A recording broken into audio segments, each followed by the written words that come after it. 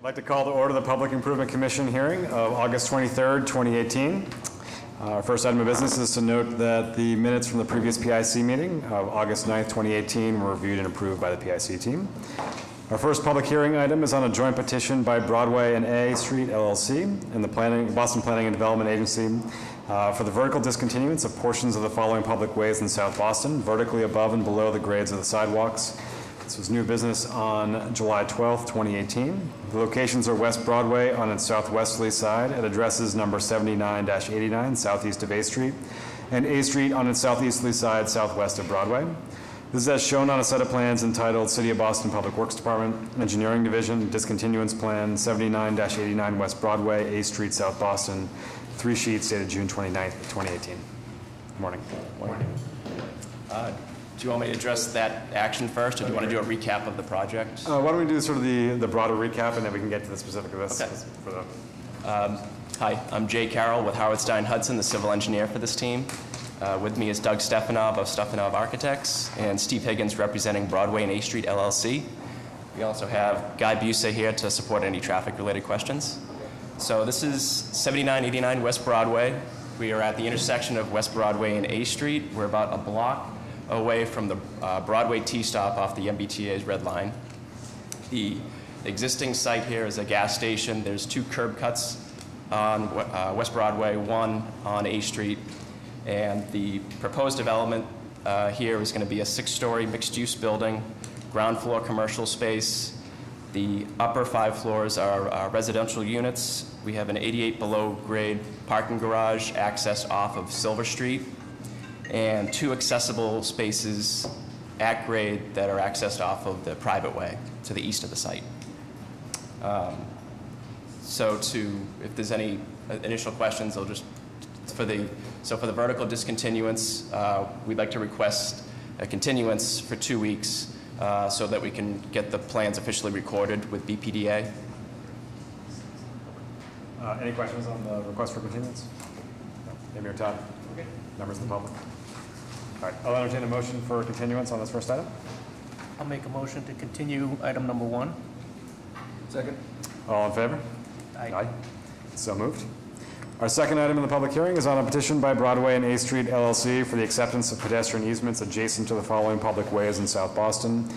A Street on its southeasterly side southwest of West Broadway, and Silver Street on its northeasterly side at the rear of 79-89 West Broadway, generally southeast of A Street. This was new business on July 12th, 2018.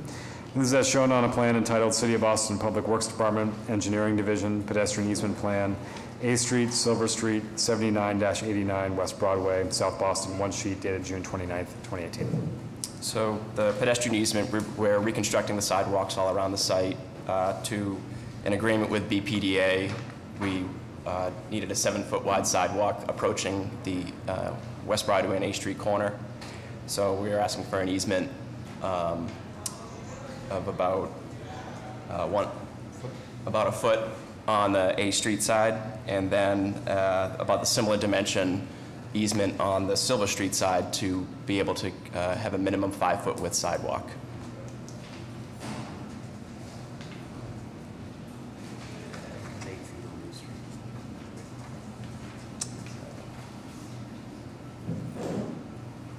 I'm going to assume that you have no financial interests with the property that is in the corner. Yeah. You have nothing to do with them. On Silver Street before A Street. This one corner, no.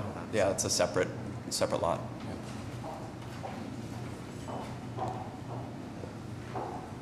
Is it a vacant lot or a?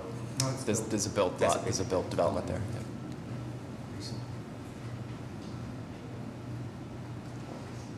So the sidewalk 3 feet, basically carrying on from after your property. All right. Any questions or comments on the pedestrian easement? Amy or Todd? Members of the public? All right. I'll entertain a motion on the pedestrian easement. Make a motion to approve a petition by Broadway and A Street LLC for the acceptance of pedestrian easements adjacent to the following public ways in South Boston, as read into the record by the chair, and is shown on the plan entitled City of Boston Public Works Department, Engineering Division, Pedestrian Easement Plan, A Street, Silver Street, 79-89 West Broadway, South Boston, 1 sheet dated June 29th, 2018. Second. All in favor? Aye. So moved. Our next item is on a petition by Broadway and A Street LLC for the making of specific repairs within the following public ways in South Boston, consisting of curb, sidewalk, and pedestrian ramp reconstruction, as well as new and relocated street trees, irrigation infrastructure, bike racks, and driveway curb cuts. Locations are West Broadway on its southwesterly side. It addresses 79-89 southeast of A Street on its southeasterly side, southwest of West Broadway, and Silver Street on its northeasterly side, generally southeast of A Street. This was new business on July 12, 2018. And this is as shown on a set of plans entitled City of Boston Public Works Department, Engineering Division, Specific Repair Plan, 79-89 West Broadway, A Street, Silver Street, South Boston. 2 sheets dated June 29, 2018. So for the specific repairs, for A Street and Silver Street, just regular reconstruction with concrete material. On West Broadway, we're doing 5 new proposed street tree plantings in a pervious paving strip, 7 new bike racks. Ed, I looked at the comment from last time about putting the tree in front of that entrance. There is an existing light pole that's in front of the entrance, and then then trying to move the tree was going to end up losing a tree, so I ended up keeping So there's a light pole, basically, as a deterrent. Yeah, and then also there's going to be on-street parking there too that could also be deterring someone from jaywalking. Yes. Yep. Yep, I appreciate that. Yep. Specifically, my other question was about the loading dock, and Mr. Booth is here, I believe, to give me some information. Design vehicle, what can be accommodated, what cannot be accommodated? Jack Guy Booth, Harvestein Hudson, thank you. Yeah, at the last hearing, what came up was the loading area in the back here and what size vehicle that could handle. And due to the nature of Silver Street, which was discontinued at the Hall Road years ago, in order to get to Silver Street, you have to come down this private way and take a right turn. And physically, we can get about a 20-foot box truck down there. So that limits the amount of, that limits the ability to handle a typical urban move-in, move-out truck. It's a condominium building, 65 units, so it's about a turnover rate of about 5 a year on this, so 10 move-in, move-out. We're asking for on-street permits, for the moving company to go in and ask for an on-street permit from BTD for Which we that purpose. typically do not That is correct. allow. On a new project. On new projects, everything should be internal to the building. Correct. So this is an unusual situation with the inability to actually make the corner down here with that side of the vehicle. The other concern that came up was the retail, the other concern that came up was the retail loading. We do expect this to be a general retail space, but this will be a restaurant set up for outdoor seating. And the general retail space probably won't have many deliveries at all, but the restaurant space may. And then for multiple deliveries, mostly in the morning. And what we've discussed with you and Pat Ho is the possibility of an on-street loading zone in the front of the building between 7 and 11 in the morning, and it reverts to 2-hour parking after that. What we are doing at the front of the building here is today, there's 2 large curb cuts for the gas station, here and here, and a bus stop in the middle. We're relocating that bus stop to a far side as you come out of up West Broadway, so that it's about 70 feet long. And we're adding So you're relocating the bus stop to in front of Moles? No. In front of our spot, in front of our building. Right. But basically, it's far side of the intersection. So when you go through the intersection, you pull right into the bus stop, which is what the MBTA likes. Do you have the approval for that? Pardon? Do you We have talked to MBTA? Karen Burns and Dave Kearney? Dave Carney, correct. And you have their approval or? Yes. We've actually added amenities to that bus stop. Since the platforms right at the front and the back. Concrete landings for Concrete the loading landings periods. at both doors. The trees aren't in the way of the doors. That's like that, right, yeah. It's kind of important. No bike racks in front of the doors. So back to that, we're adding, we're improving and relocating the bus stop on the far side, which allows us to add 4 curbside on-street parking spaces that are not there today. So, Not ideal, but not ideal. I mean, obviously we see the constraint that you're faced with. Right. It's a special situation. Right. We try to get things in. So, just in future, if that, you know what our standards are for loading that we like to get in. If that can't be met, let's do that a little bit earlier, get that information in. Okay. Understood. Good. Thank you. Mr. Harry? Yes. Not for this hearing, but for future hearings that you participate, do your dimensioning correctly or more accurately. We don't have sidewalks or roadway widths of 12.95 feet, nor do we want sidewalk widths of 5.03 feet. The 0.03 translates to 0.36 of an inch. So do a monocle of whatever to ensure that the plans do reflect the reality and what the construction will be. Yep. Okay? Okay.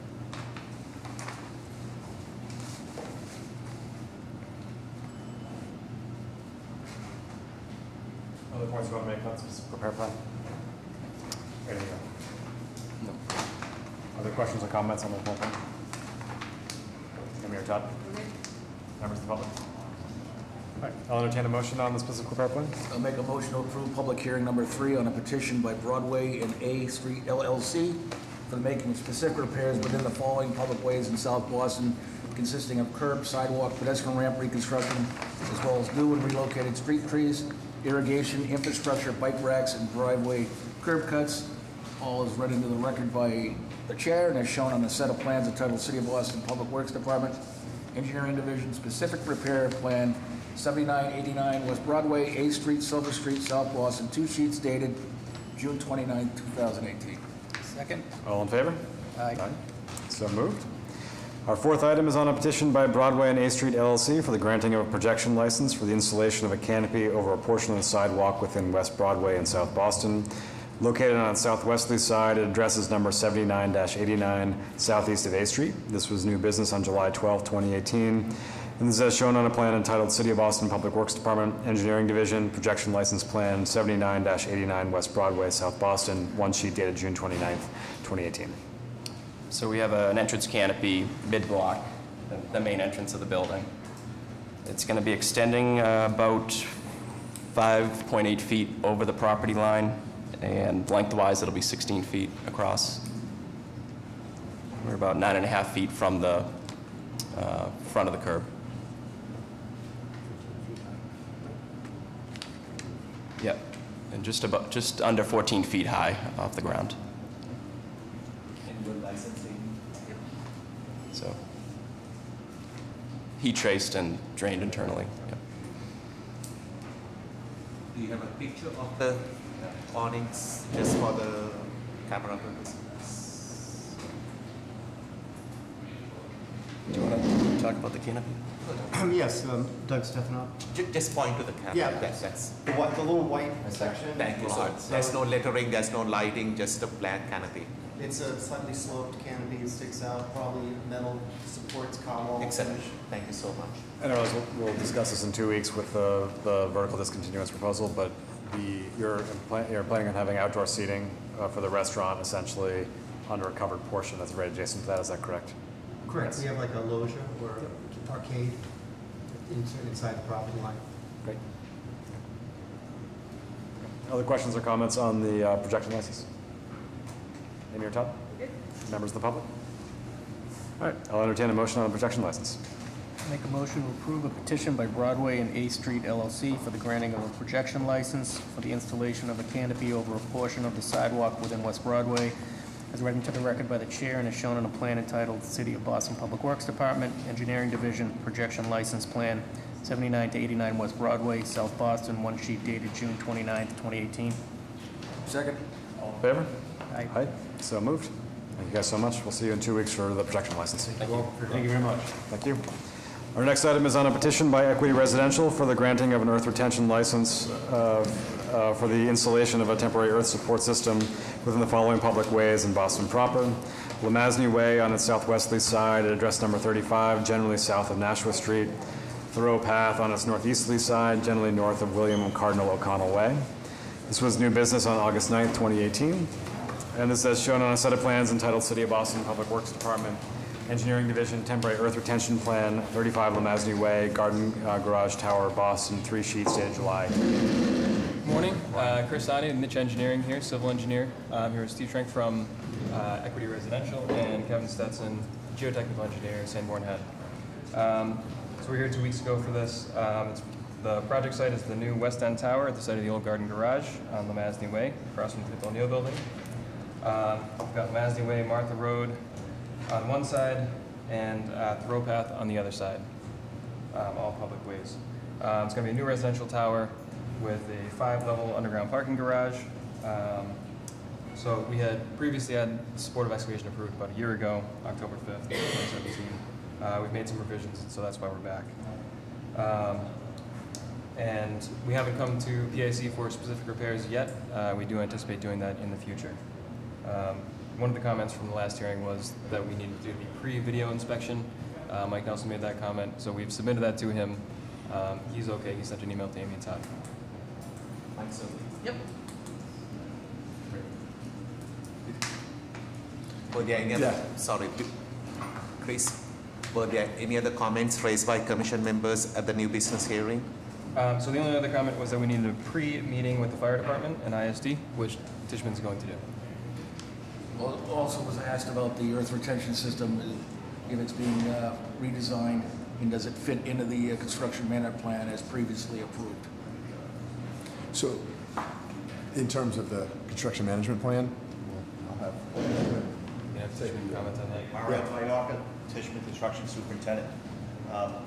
The concern is where the southwest corner is, where the traffic controller is existing now, which is in a temporary location. We're installing the SOE, the temporary SOE, to install the flow fill and the cap beam, which is down low. So the idea of the SOE is to prevent us encroaching outside the CMP. There is a section over that tight corner where the traffic controller is that may need to be relocated to its permanent location. So that would be the only impact that I see at this time. Okay, in doing that, it's pretty circuitous when you move one of those control boxes. We got both fiber optic, twisted pair, everything that has to be rerouted. Correct. So make sure that when the time's right, you have the plan, we know what we're doing. So appreciate that. Just on a side note also, I noticed when I was out over on Thoreau Path, it's a public footway. You do have a construction gate over there? There are emergency gates. Right. It was active when I was over there. So if we're going to be utilizing that, let's do some notification. Yes. The residents in the area are very protective of that path. And, We do reach out weekly on update. We do tell them then we're bringing some deliveries, small deliveries, like to the trailer, Right. stuff like that. Coordinate. And a couple porta johns are out there. Yep. So just coordinate that also with through the CMP, the permit, and Captain Fong over at District 1 if you're going to be bringing things in and out of there. Yes, I do. Okay. Thank you. Other questions on the earth retention plan? Any top members of the public? I'll entertain a motion on the earth retention license. I'll make a motion to approve the petition by Equity Residential for the granting of an earth retention license for the installation of a temporary earth support system within the following public ways in Boston proper, as read into the record by the chair and as shown on the set of plans entitled City of Boston Public Works Department, Engineering Division, Temporary Earth Retention Plan, 35 Lamazny Way, Garden Garage Tower, Boston, 3 sheets dated July 2018. Second. All in favor? Aye. So moved. Thank you. Our next item is on a joint petition by the City of Boston Public Facilities Department and the Boston Public Schools for the discontinuance of any and all rights to travel the public may have had within a portion of Ipswich Street, a public way in Boston proper, located at address number 174, generally across from Van Ness Street. This was new business on August 9th, 2018. This is shown on a set of plans entitled City of Boston Public Works Department, Engineering Division, Highway Discontinuance Plan, 174 Ipswich Street, Boston. One sheet dated July 20th, 2018.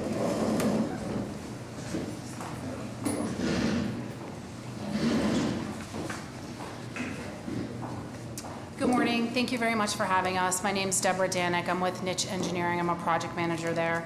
I'm joined today, to my right, by John Henlin, if I said that incorrectly, with the Boston Public Schools. Next to him, we have Joe Drown, who's the project architect with Perkins Eastman, and then Jim McQueen from the Boston Public Facilities Department. We're here to discuss our project. It's the Boston Public Schools Boston Arts Academy, located at 174 Ipswich Street.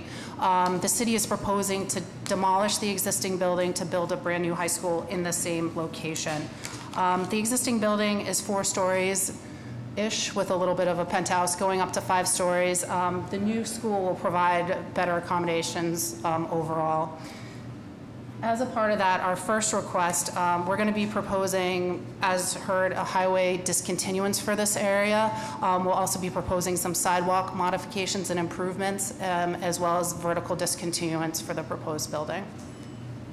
So the requested highway discontinuance is for the area along Ipswich Street at the front of the building.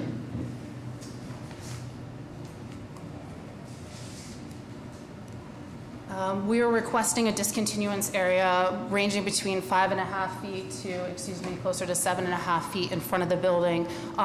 This will serve to not only kind of clean up what already exists at the site. There's an existing basement in the portion of the building which has some footings which project outside of the property line. So we're going to encompass those footings within that property line, as well as the new footings for the building, and not the property line. This will be within the new highway discontinuance area and outside of the current property line. The other thing that this will allow us to do is there are some portions of the building that project over the property line. There are also some fins on the building, just aesthetically to be there. And then more importantly, at the front main entrance, which is near the curve of Ipswich Street, we have, in order to get up into the building, there's a small set of stairs and then an accessible walkway that involves, it's not really a ramp, but it has a wall along it. It's under 5%. So all those below grade, at grade, and above grade items will be located within this requested highway discontinuance area. For the verticals also, maybe? Yeah. No, we have a separate petition for the vertical. Right. Yes. Right now, this is just a flatland surface, highway east. This does include some vertical area. So we do have a future request for some additional vertical area. This highway discontinuance area allows and maintains a minimum of an 8-foot wide pedestrian walkway within the current. So this is going to be vertical, this is everything, and then the next one is just the vertical. So the highway eastment, Amy, from the, Right, where it to... touches the sidewalk, Got these it. improvements, it's Okay. got the stairs and the ramp and everything.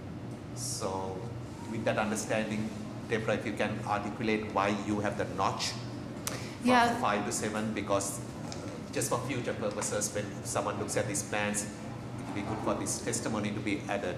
Yeah, absolutely. We didn't want to get too greedy with what we were taking. In all honesty, where we're at the 5.5 feet, that allows us to encapsulate basically the areas that we need to below grade and above grade.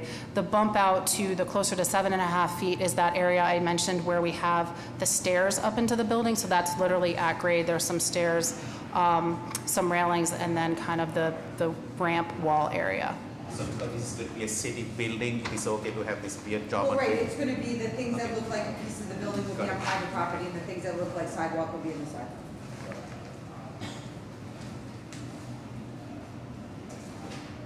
And then you cover the resulting space basically between the bottom of the stairs and the start of the furnishing zone will be how wide, roughly? So that one is 7.5 to 8 feet. I'm sorry, it's at 8 feet. So we're at 5.5 feet for the majority of this band, and then we bump out 2.5 more feet, so that's 8 feet.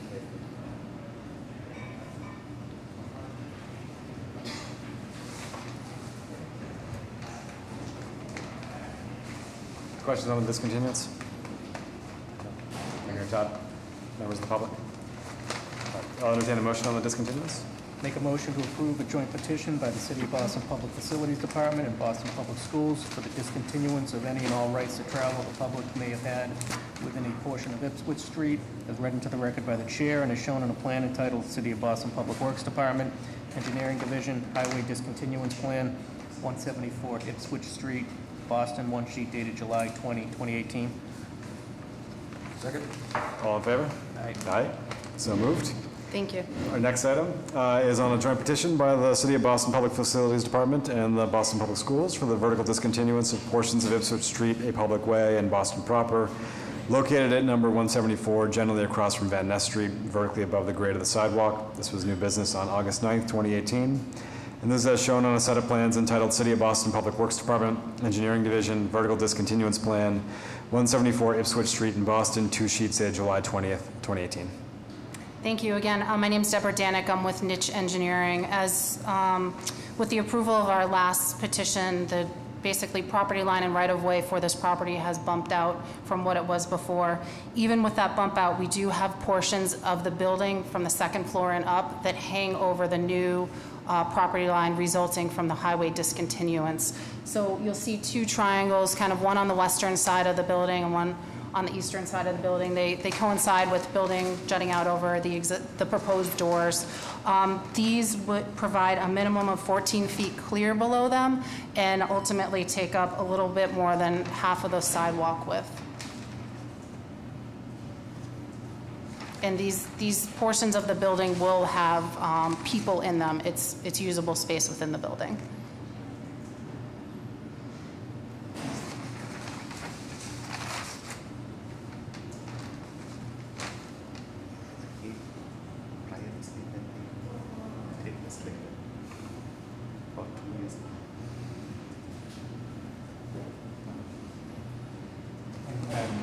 Can you describe a little bit of what that structure is? Yeah, definitely.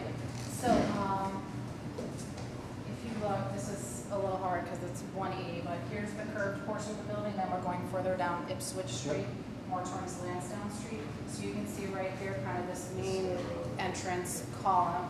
So this corner, it's a diagonal portion of the building from the property line. Same idea down here. There's kind of a smaller overhang at the auditorium entrance.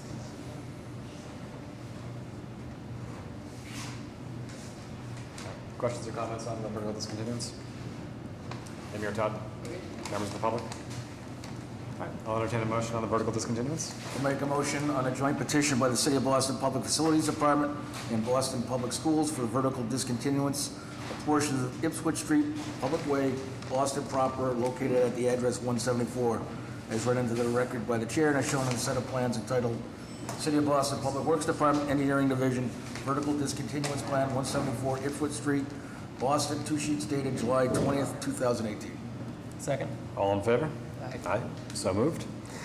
Our next item is on a joint petition by the City of Boston Public Facilities Department and the Boston Public Schools for the making of specific repairs within Ipswich Street in Boston proper, located at address number 174, generally across from Van Ness Street, and consisting of curb realignment, sidewalk reconstruction, as well as new and relocated pedestrian ramps, specialty pavement, street trees, street lighting, infrastructure, storm drain infrastructure, irrigation infrastructure, street furniture, bollards, bike racks, driveway curb cuts, and landscaping, including a flagpole. This was new business on August 9th, 2018, and was as shown on a set of plans entitled City of Boston Public Works Department, Engineering Division, Specific Repairs Plan, 174 Ipswich Street, Boston, 3 sheets dated July 2018. Thank you. Again, my name is Deborah Danik. I'm with Niche Engineering. We're proposing a set of specific repairs, mostly to the south side of Ipswich Street, but a little bit over at the intersection of Van Ness as well. The existing Ipswich Street is a pretty wide paved roadway right now from curb to curb. That's a function of, and I forgot to mention earlier, this site is located directly across from Fenway Park. So a lot of Fenway Park's back end drop off happens kind of on the easterly side of this page on the north side. So currently there's about 54 feet wide of actual paved width in Ipswich Street, which at this point there's parking on both sides of the street and generally 1 lane of traffic each way. We're proposing, in order to, provide a little bit more of a buffer for the students, as well as more sidewalk for when games are happening, to bump the southern sidewalk out 7 feet further to provide a little bit more of a landscape strip through there. There are existing street trees, which we are proposing to remove, and we've had approved through the Parks Department in their street tree hearing process. We're proposing to install new street trees, as well as a 4-foot wide pervious paver strip. In that amenity strip, there'll also be some benches and seating for people, as well as new street lights. There will be tree irrigation and brand new granite curb. As you work from the granite curb back towards the building, we're providing a minimum of an 8-foot wide cement concrete walk. Portions of this do get wider as you get closer to the building, depending on whether or not we're near those stairs that we previously spoke about as part of the highway easement. Some of the other items that we're proposing is at the intersection with Van Ness Street. Currently, it's a pretty wide open space, and there are pedestrian crosswalks. There's one apex ramp existing that goes to both sides of the street, which ultimately make very long crosswalks for pedestrians. So we're working to propose some bump outs in that area to kind of streamline the traffic coming from Van Ness Street, as well as give pedestrians a little bit shorter crossing distance. Some of the homework that we had from our new business hearing included looking at the street trees and seeing how well they would function, given it's right near high school and near Fenway. The Parks Department didn't seem to have any issues with what we were proposing and was on board with the trees that we had. Excuse me, Deborah. Yeah, Who is maintaining those trees? Is it the city? the school. It'll be the school department. Yeah, Including the tree grids? Yes. And is it an active irrigation system? yes. And you are going to look after all of that? God bless. Yeah. The school is excited for trees. No one wants it. Deborah, sorry. Yeah, no problem. One of the homework assignments may have been for you to chat with both the engineering teams of Public Works and Transportation. Yes. And you have. Yes, we're currently still in discussions. Howard Stein Hudson, I'm sorry I didn't introduce him earlier, Guy Busa from Howard Stein Hudson is our traffic engineer. He and his department has been working with Mr. Hesford and I haven't been his staff. contacted as of yet. I got an email, so this definitely needs to be discussed further with some of the Folks, program. this is a great project, but location is because of the ballpark and not on the good days, okay, the bad days when we have to have tons of emergency response teams come over here. Yep. If you understand the dynamics of how this street has been used in years past, and when we are, Yep. it's a balancing act to provide safe pedestrian passage versus adequate road surface so that emergency vehicles can actually park and do their business in case if there should be a awkward moment in the ballpark. So that is Understood. what Mr. Busa needs to do with the two engineering teams to ensure that we haven't shortened these curbs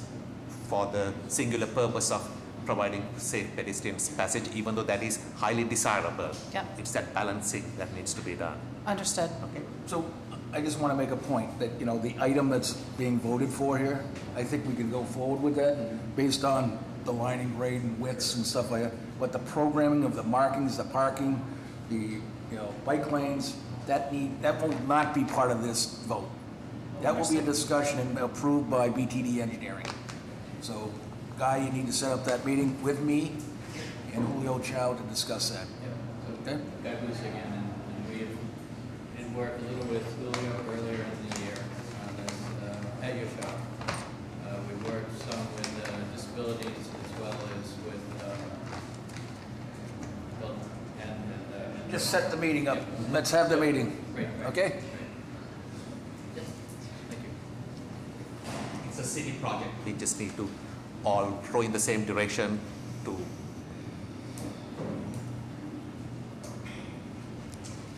Just a small note, but we are likely purchasing a set of somewhat standard benches for various areas across the city. I notice you have benches in here. If you guys are maintaining the benches, that is great. If you want to use the city standard, just contact us before you install the benches. That'll probably be closer to the spring of next year when we'll have that standard identified.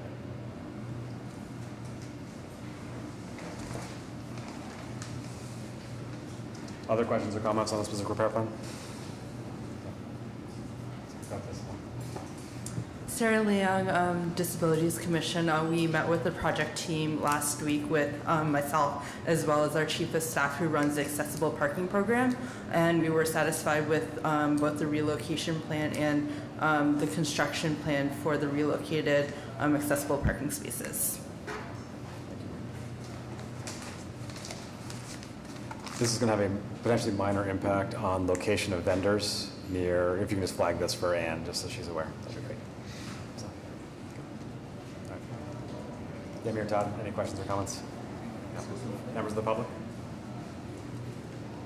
All right. I'll entertain a motion on this item with the recognizing that this is for the specific repair plan as it was presented, knowing there's additional conversations need to happen between the Boston Transportation Department and your team around the specifics of the actual program for the street itself. I'll make a motion to approve a joint petition by the City of Boston Public Facilities Department and Boston Public Schools for the making of specific repairs within Ipswich Street, as read into the record by the chair, and is shown in a set of plans entitled City of Boston Public Works Department, Engineering Division, Specifics Repair Plan, 174 Ipswich Street, Boston, 3 sheets dated July 2018. Second? All in favor? Aye. Aye, so moved. Thank you so much. Thank you. Our next item is on a joint petition by the City of Boston Public Facilities Department and the Boston Public Schools for the granting of an earth retention license for the installation of a temporary earth support system within Ipswich Street, Boston proper, located at address number 174, generally across from Van Ness Street. This was new business on August 9th, 2018, and this is as shown on a plan entitled City of Boston Public Works Department, Engineering Division, License Plan, Temporary Earth Retention System, 174 Ipswich Street in Boston, 1 sheet dated May 10th, 2018. Thank you. My name is Deborah Danik. I'm with Niche Engineering. I would actually respectfully request to withdraw this application. With talking with the construction manager for this project, we feel confident that we can fit the temporary earth support systems that we need within that 5.5-foot wide highway easement that was previously awarded. We did have one follow-up question regarding there will be some form of temporary earth support within there. And we did have one question regarding that at the last hearing from Commissioner Nelson regarding how deep that would go. We estimate it will be at least 20 feet deep, and we're working directly with him about video inspections that may be needed for his infrastructure close to that earth support system. So that is the key part. Even though you are withdrawing this petition, you need to ensure that Commissioner Nelson's concerns have been well processed. Absolutely, we will. When do we expect to break ground on this? Demolition is expected to start in the fall. Great. And congratulations on the opening of the Dearborn. Thank you. All right, I will entertain a motion to withdraw this without prejudice. I'll make a motion to withdraw item number 9 on the agenda. Second? All in favor? Aye. Aye, so moved. Thank you, guys. Thank you all. Our next item is on a petition by Podium Owner LP for the making of specific repairs within Causeway Street in Boston proper, located on its northwesterly side at address number 50-150, generally from Haverhill Street to a point approximately 100 feet southwesterly of Friend Street, and consisting of new and relocated bollards, street furniture, landscaping, bike racks, and a pedestrian ramp. This was new business on August 9th, 2018, and this is shown on a set of plans entitled City of Boston Public Works Department, Engineering Division, Specific Repair Plan 50-150 Causeway Street, Boston proper, 4 sheets dated July 26th, 2018. Good morning. Morning. Kevin Sheehan here on behalf of Boston Properties, the co-developer of the project with Delaware North, and joined by Juliana DeMombro, and also from Boston Properties, and Lisa Chow from BHB. Very quick introduction on the project if you want it. That'd be great. So it's a multi-phased project of approximately 1.5 million square feet that is currently under construction, adjacent to North Station and the TD Garden on Causeway Street. The first phase was started at the beginning of 2016 and is going to be the core shell of the first phase is going to be complete by the end of this year. And that is a office and retail podium and a below-grade parking garage. The second phase, which is also currently under construction, is a residential and tower and a hotel component. And that is scheduled to complete next year, in the middle to fall of next year, in a phased-in occupancy of the residential building. And then the third and final phase, which is an office tower phase, is scheduled to start construction at the end of this year, beginning of next year, and will eventually deliver in 2021, in the spring, summer of 21. So that's, you can see here on the rendering, and we presented this at the last hearing, and we're here to follow up on the final plans.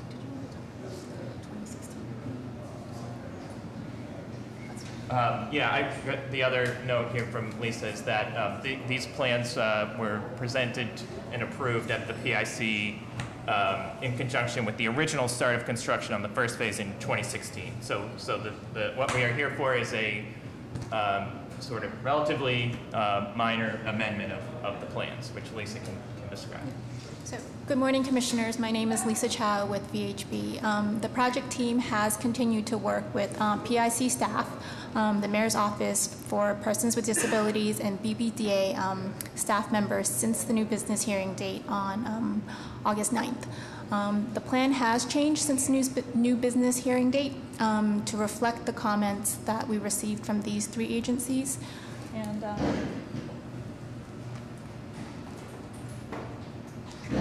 these changes include revised bollards spacing at Canal Street, at Champions Road across from Canal Street, the revised bollard spacing at the accessible ramp at Legends Way, and the addition of a convenience ramp at the easterly edge of the middle curb bump in.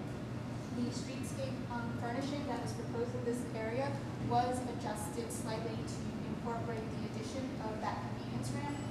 At the new business hearing date, there was also a comment regarding a note that says work to be completed by Connect Historic Boston project. Those notes have been either removed or amended, and that revision has been reflected on the plans that are presented before you today. Mr. If the comment is removed, this is coordination with the Connect CHB project. If the comment has been removed, that's fine. If you also said that it was amended, can you elaborate the amended comment? So what I meant by amended is that the curb alignment and some of the grades are still reflected of Connect Historic Boston project. So those have been coordinated with the city as well as the city's consultant. It's just that Connect Historic Boston becomes the existing condition for their specific repairs versus us saying. Like the CHB job that's done. Correct. Okay. But their survey was prior to that, so they had the Connect Historic Boston in there as to be accomplished by Connect Historic Boston. Basically what I'm getting at is amazing project. You need to sort of finish up whatever has been left, including that crosswalk. I'm not trying to harp on the crosswalk, but if you look at what's happening in front of the City Hall Government Center, we got that gigantic crosswalk that goes in front of the Sam Adams statue. And by law, the walk light or the pedestrian light is something about, this tiny in a crosswalk that's about 20 feet. So we need to rethink this type of signage, including the electronics, to make sure that we are providing a safe passage. So hopefully this, and Mr. This is where you come in, we are not just adhering to the basic MUTCD guidelines by putting something that is about a foot-by-foot walk light that may be on a pole that is beyond the eyesight of someone, and expect hordes of traffic to safely cross this area. So eventually, Kevin, when we work the Canal Street project, you will continue to work with us to do what needs to be done to ensure the viability of the residents that are living in your complex, who are going to be coming outside the building and walking into the city, versus the business people who might be taking the train. So that's a long-winded way for me to say that we require your ongoing cooperation and assistance in making this area work. Understood and agreed. Thank you, sir.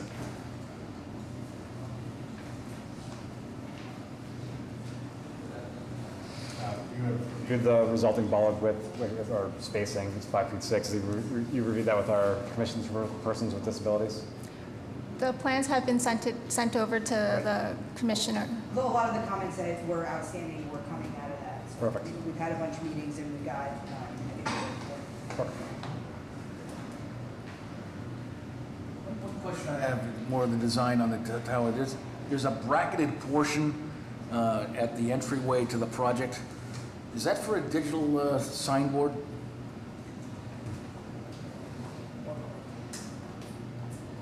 The entrance? Are you referring to? We have, at the entrance to the project, are you looking at this kind of steel structure? I mean, it's constructed out there today. You may have seen it. There is signage on that. It's sort of depicted in this rendering. There's a TD Garden sign and there's a North Station sign on that truss structure. Is it digital?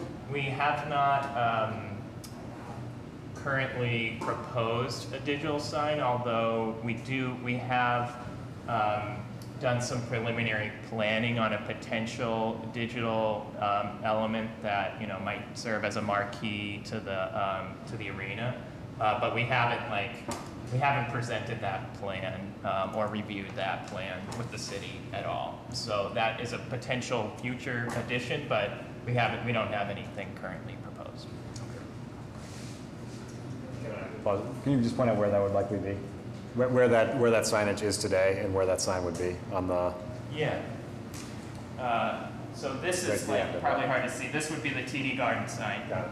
And then there is, it's impossible to see, but there is a North Station sign here. And there could be a digital element that is actually sort of illustrated as this glowing light, but in this rendering, it doesn't show the actual signage that's been submitted to the city, which does include the TD Garden and does include North Station signage, but does not include any digital signage at this point. Obviously similar to Mara's point before, and something which Commissioner Ashford's also raised in previous conversations.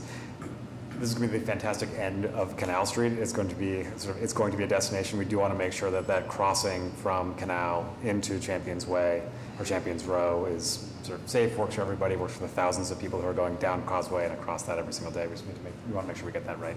So. And there is a pedestrian signal at that crossing. There is. Unfortunately. Pedestrian signal on their digital billboard. No. No. But even on Atlantic, where the Marriott is, when you come out of Faneuil Hall, if you're walking towards, we got this gigantic crosswalk with one walk light, which is properly sized. But when you compare its location and the width of the crosswalk, you can't see it in the throngs of people. So we need to envision the placement of these walk lights, because people are just going to cross, and when we just want to minimize any awkwardness in the future. So that is where the civil engineers come in to create that urban space so that we can put supplemental poles appropriately spaced so that the pole in itself doesn't look ugly. Okay? By trying to blend in a walk light pole, sometimes loses its functionality. So it needs to be balanced without compromising the beauty of that entrance. My question, the story behind the salvaged stone bench, salvaged from the site, or? Yes. So throughout the excavation, this was before it was the railroad terminus, it was part of the canal system. And so there were some granite blocks that were the original sort of ship walls that were found throughout the excavation, and we preserved a bunch of those, and we'll be putting them back on the sidewalks as part of the landscape. Other questions or comments about the specific repair plan? Amy or Doug? Members of the public? All right. I'll entertain a motion on this. Make a motion to approve a petition by Podium Owner LP for the making of specific repairs within Causeway Street, as read into the record by the chair and is shown on a set of plans entitled City of Boston Public Works Department, Engineering Division, Specific Repair Plan, 50 to 150 Causeway Street, Boston proper, 4 sheets dated July 26, 2018. Second. All in favor? Aye. Aye. So moved. Thank you so much. Our next item is on a petition by Changing Environments, Inc., or SUFA, for the making of specific repairs within the following public ways in Boston proper, consisting of new digital wayfinding community information bulletin boards. This was new business on August 9th, 2018. The locations are Brookline Avenue on its southeasterly side, southwest of Jersey Street, Lansdowne Street on its northerly side, west of Ipswich Street, Jersey Street on its northeasterly side, southeast of Boylston Street. This is as shown on a set of plans entitled City of Boston Public Works Department, Engineering Division, Specific Repair Plan, Fenway, Brookline Ave, Lansdowne Street, Boylston Street, 5 sheets dated July 10th, 2018.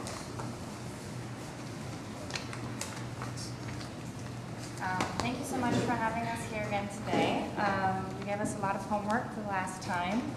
and we hope to have provided all of the additional information.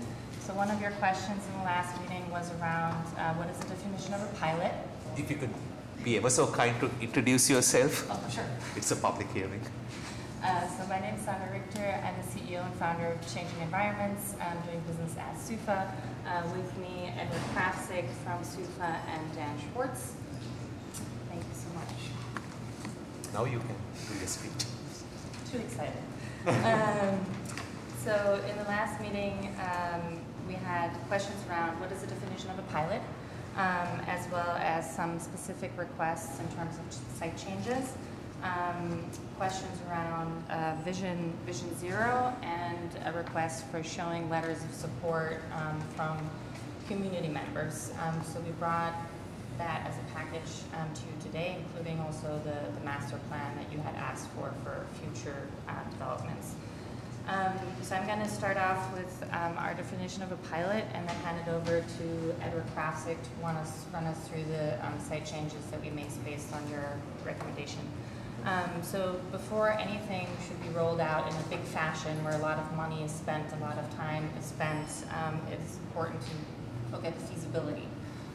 And for us, this is an extension of this pilot to answer questions around how can we bring community messaging boards that are supported by sponsorship to areas that are accessible for everyone in the city.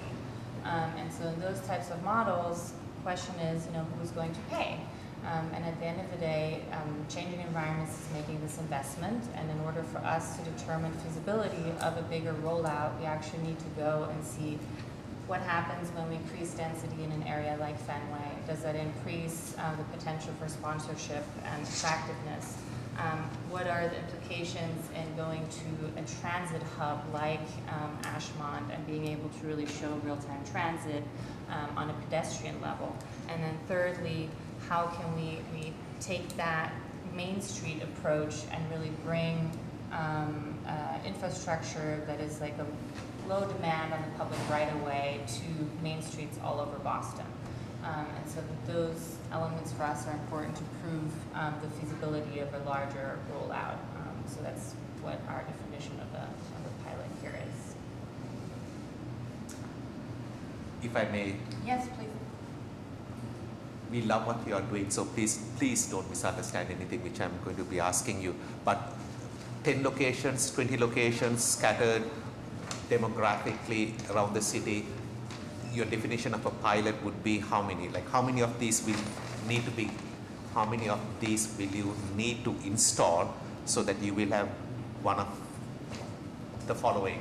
You will have a better understanding of how Boston works, and since you said that you have a presence in other major markets, how you can attract a better source of advertisers. I'm not sure whether I'm speaking the language correctly, but I think you understand what is it that I'm saying. So what is the number of probable locations you need to try out in Boston before, from a marketing sales perspective, you can make it viable in Boston plus attract national advertisers? So I think we have very good initial results in terms of, that we have great marquee sponsors in the Boston area who want to support the public right-of-way. But I think what we haven't been able to really prove yet how that translates into neighborhoods that are not as economically strong.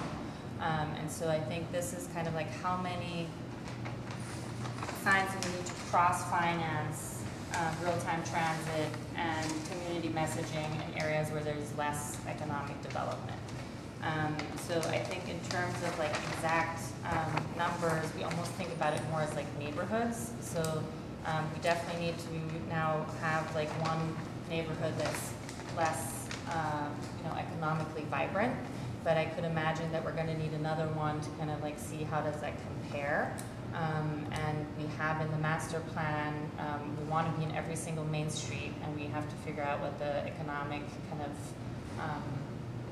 dynamics are. You said you submitted the master plan information to all the way to the last page. So this is our vision, and we're working here very closely with Joel Sklar, who's the chairman of the Boston Main Street Foundation and also one of the main developers of the Fenway area. We meet with him and his team regularly, as well as with representatives of the main streets, to make sure that we don't end up with infrastructure that only gets placed in the rich and glitzy neighborhoods, but actually with a model that allows to bring the technology to every neighborhood. So I would tend to agree with that assessment. However, we already have placed in the Fenway with Mr. Schuyler two of these boards for evaluation as part of a test. Again, going back to this specific location in the Fenway, around Fenway, I already have Orange Barrel Media, big billboards, all that stuff. It's just not the area for it. There's so much sign pollution that what you're proposing around the Fenway Park is something that, you know, it shouldn't be approved. I mean, So I would just continue that with the locations in Cambridge, Brighton Avenue, Dorchester Avenue, Talbot, I love them. I mean, that's where they should be. So, but again, you have to figure out a way of like being able to cover financially areas where there's going to be less interest in sponsorship models, right? And so one of the things that we need to see is like for a sponsor to be more attracted to like support something like that, there's also specific density that is needed. We did include a analysis of the Orange Barrel Media signs within the package that we just handed out. So one of the things in terms of features that these signs were promised was real-time transit. So we had multiple days, people from our teams looking at what is actually going on at these signs. We see here very loud, very distracting content geared towards pedestrians from an example taken on the 22nd. The transit information is actually shown for less than 15 seconds. It's a very complicated visual to even grasp what transit mode is coming when, which gets completely wiped out by 7 ads that then run, so it is almost nearly impossible figuring out what transit options are there. The SUFA signs, however, have 25% at all times transit or community information, and are at the pedestrian level where people actually can utilize them. In terms of the, so I think it's just, it's not apple to apple, it's a different application. Yeah, I'd also like to jump in. I'm a resident of Fenway.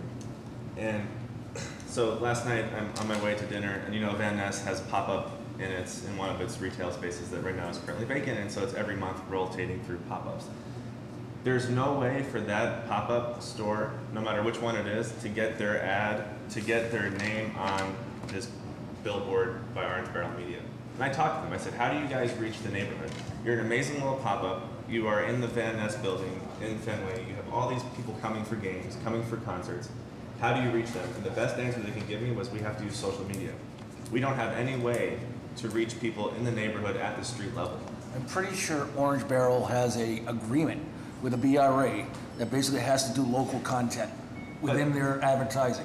Which they may as well have that, but it doesn't mean that if I'm a local business who is trying to do a pop-up shop for 1 month, I have 1 month shot at getting people to come to my store.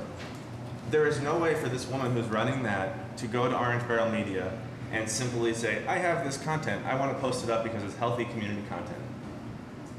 I don't believe that's going to happen in 1 month. If you start the I believe there's an agreement with the BRA basically for neighborhood content being advertised on that display board. Sure, neighborhood, but I want to stress here what makes us different, and I'm taking this from a resident's perspective. If we do not change how this billboard looks and feels, we're going to get more and more of these Orange Barrel signs all around the neighborhood. There's already billboards designated just all around for car traffic. And I'm a resident, and my girlfriend is a resident, all of our friends are residents. That does not help us at all experience our neighborhood. That is big, bright, flashy. I am 100% in agreement with that statement. But if we do not make a difference now, we will never make a difference. We will continue to allow more and more of these car-centric billboards in our neighborhood which is not good. And so I know there are other things out there, and yes, we do have a display surface, but we do not have a display surface that is geared towards cars, and we do have a way for local businesses like this pop-up in Van Ness to actually just go online, type in a web address, and post their information. Seamless. They don't have to go to the BRA. They don't have to get approval from Orange Barrel Media. They simply go on and they use their digital neighborhood community bulletin board. And that is the simplicity and ease of what we're trying to do. And I speak passionately about this because I live in the neighborhood. And I see this. I asked people yesterday, this is me out there with my dog photographing the sign. And I asked people, what do you think about this? What do you think about this ad when you're sitting at Loretta's trying to have a cocktail and this thing is bright yellow, green, orange, flashing you in the face? It's not an ad made for people. It is an ad made for people in cars. I can assure you, if that came before this board, it would have never been approved. Ever. Yeah. So the thing is, there is a need for communication. And so back to the question around the pilot. I think we're all here in agreement, signage needs to change. And we need to figure out ways that are feasible from a financing perspective, feasible from a content perspective, usable by everyone, and easy for the public right away, where the single only solar powered 4 bolts in the ground display that can be placed ease for the public right away. There's very low demand on anyone or any utility, which is very different from these large installations. However, if we go out to the neighborhoods where there's no commerce, then we're not going to have a feasible business model. And so we need to be able to figure out how can we make a better version of this for the city of Boston. I'm in agreement with that also. I mean, I know you can do other area, Back Bay and stuff, but what I'm saying in this particular location, it's already overdone. I mean, as you pointed out, the size of these boards, we're just adding more sign pollution in the area. And I understand you're talking about, vehicular versus pedestrian, but they're really, their main, who they're looking for, the Orange Barrel, is the pedestrian population. It's not a vehicle board. And I have. But that is just, you look at the content examples, honk and big cones. I mean, this is. So, all right. So, I mean, this is.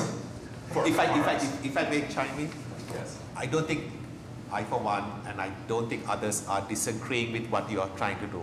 It's a welcome, right? So there may be specific locations which things needs to be fine-tuned, okay? Don't want to take that conversation and paint it as if it is to your whole program. Yep. Okay? So the only thing I want to share is that there's equity in your product throughout the city. Lived here too long to see how things don't go an equitable way, where it is completely market driven, and unfortunately our citizens live throughout the city, okay, and we don't say by income bracket, that's where they live. So the services which we have to provide within the public space, there needs to be equity in that system. Okay? I could not agree so more. Yeah. Would like to have this as a continuing dialogue where you show in good faith, where you are trying these elements in areas where it may not make economic feasibility to you, but from the City Public Improvement Commission allocating public space, that's where we come in. All right? So we spoke at a Main Streets meeting where all the Main Streets representatives were there, and we're working with all of them what the timelines can look like. And the ones that we chose were the ones where it's just like they also have, processes and things that they're building and, agenda items. So we're ready and willing to go into each one of those main streets that we have in our master plan for where we see the vision going. But we also need to, again, start somewhere in terms of the main streets, and those are in terms of, the agenda items that we're presenting today are part of those main streets as well.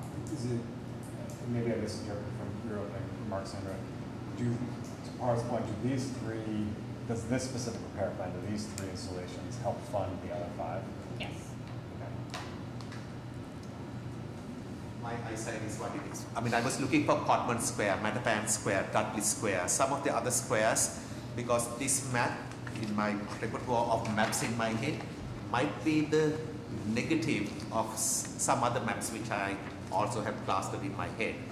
Okay, in terms of so many indicators, and so like to see a proper integration. I know it's a lot which we may be asking of you, but it's a great thing for our city and we want to be supportive of you. And that partnership, this commission have the right to ask for that partnership because you are, unlike that billboard sign that may be on a private building, which gets regulated by our planning agency, this is public space. Okay. This is back to Commissioner Henson's point. I mean, I think there's a real concern about the over-commercialization of public space. I actually imagine we all would agree about that. Sorry, Amy. But I think that is something which we very much want to find the right balance. We've already approved 2 or 3, I can't recall. How many do we approve near the Boylston Brookline intersection? 2. So I think one of the things we are trying to find out, and this is yes, in parts about it's also about the Big Valley advertisements we have, it's about the Orange Belt meetings. We need to find that right balance of having valuable things in the public right of way, at the same time not putting plastering billboards every place and making sure that people can experience the public right of way in the way which I think we all want to be able to sit, enjoy, have a moment outside without being barraged by advertisements for public school. From your perspective, like how do you think about that saturation question? How do you think how can you help us sort of work through this question and find that balance of a valuable tool without ads on every single one? Yep. So we look at what content also is within the neighborhood and how much is going on there. So we purposefully, in almost this like slow content movement, like we don't rotate very quickly through the content. It's almost more really like a poster. And so we change every 2 minutes what's on the kind of top 75%. And then we basically look at how many local businesses in the area are interested in putting their pop-up on there. And one of the things that we've noticed is like within the Fenway, we have actually a lot of demand from the local content side of things. Last time we were here, we mentioned FEMA reached out to us as well to want to have, we're getting a lot of great content requests now. And however, we do need to cross-finance the community content. And so I think we take an approach of experience design. We go through the neighborhood, we spend a lot of time there. We look at like how crowded does it feel? I know this is not a very quantitative answer, but I mean, Ed's been a landscape architect throughout his entire career and really caring about how our public spaces look like, and everybody we bring on the team has that same philosophy. And we would never, like also people ask us, why don't you have 2 screens on each side? Like, why don't you maximize? And we're like, that's not really what we're about. The back is a wayfinding vinyl. And so we, in terms of density, we try to understand what does it, like, it is really a tool for the citizens. Like, we're trying to inform them about cool things that are going on. And so then the question is, when you're walking, your specific walking patterns, how can you make sure that the message comes across of the wealth of the events that are happening? And I think we achieved that with this current proposal to add to the Fenway. And we have. And I'm in agreement with that as relative to the neighborhood and content. I mean, I think the location on Jersey Street at the bus stop makes a heck of a lot of sense. But the other location, Brookline Lane, that's not the neighborhood. I mean, that's Fenway Park. Well, so you look at Queensbury Street. There's a couple stops there. That's the community. So one thing that I'm interested in and that we're interested in is being able to get the neighborhood's eyeballs when they're walking from their home to their transit. And so I took this today to get here.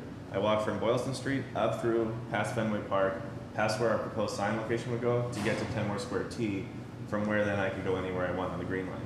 Not enjoyably, but you could, And that's a path a lot of people take.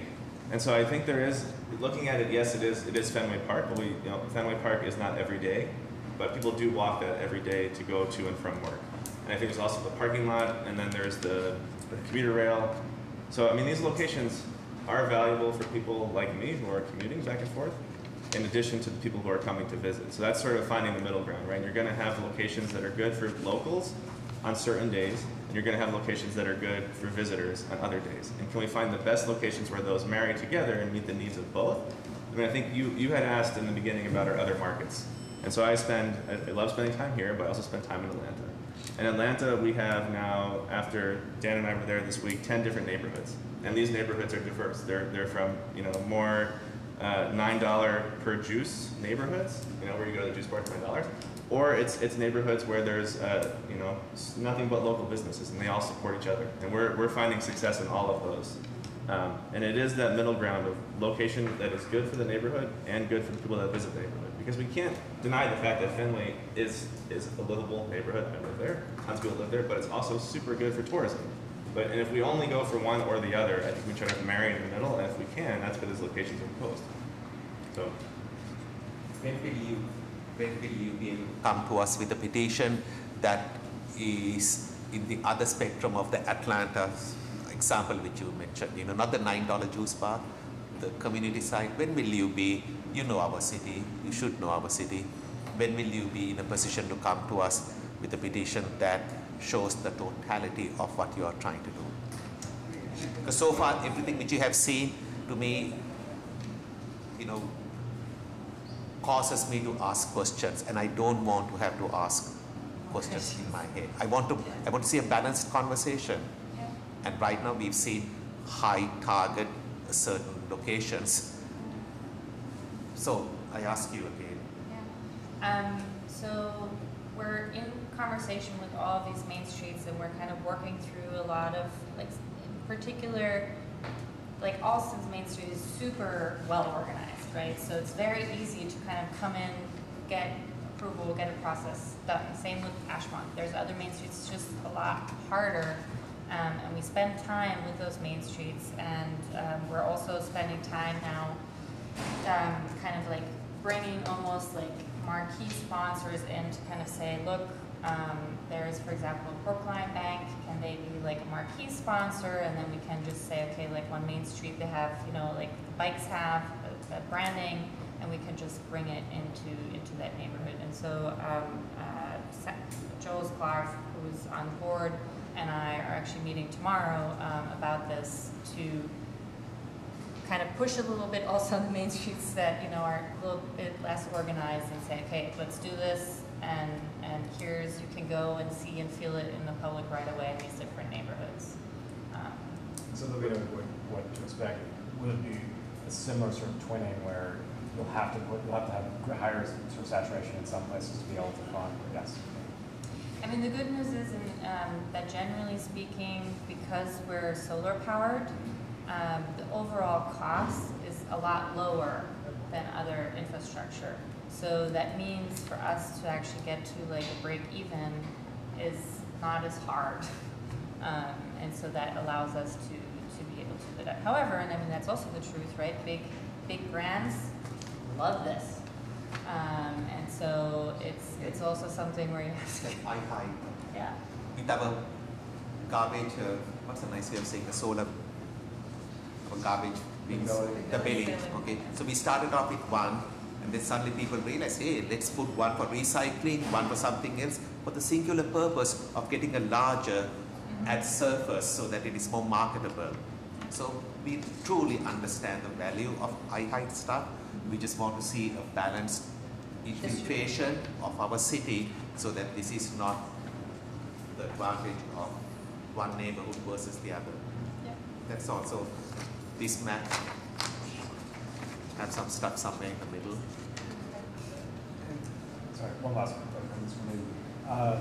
On the pilot, do you imagine this being time limited? Is there a moment where you're going to be able to come back and talk to us about, here's what you saw, here's the level of sort of density you need in a neighborhood to be both relied upon but not declutter? And at what stage do you think we'll have done that? Yeah, I was mentioning that to Amy earlier today, and also to Todd. I think we need to come up with consolidated learnings from all of our markets to help inform an RFP that is really useful for the city and like a cohesive plan. But I think there's a lot of moving parts, not just from like our feasibility analysis, but also generally speaking about signage, where there's a lot of conversation happening right now. And so I think what we don't want to do is suddenly get tripped up in an RFP and then we can't test anything for 6 months, 9 months, a year because we're in the middle of, you know, talking about the big grand plan. And I think that's one of the strengths that SUFA has, that we can actually be nimble, we can move things around, we, you know, can be low demand on the public right away and do those tests quickly. And I think one of the reasons why we didn't come with like, hey, we want to propose this big RFP, let's talk about, you know, 100 units roll out tomorrow, and then we'll not be able to provide anything to the neighborhoods for the next year. I think there's an opportunity to be nimble with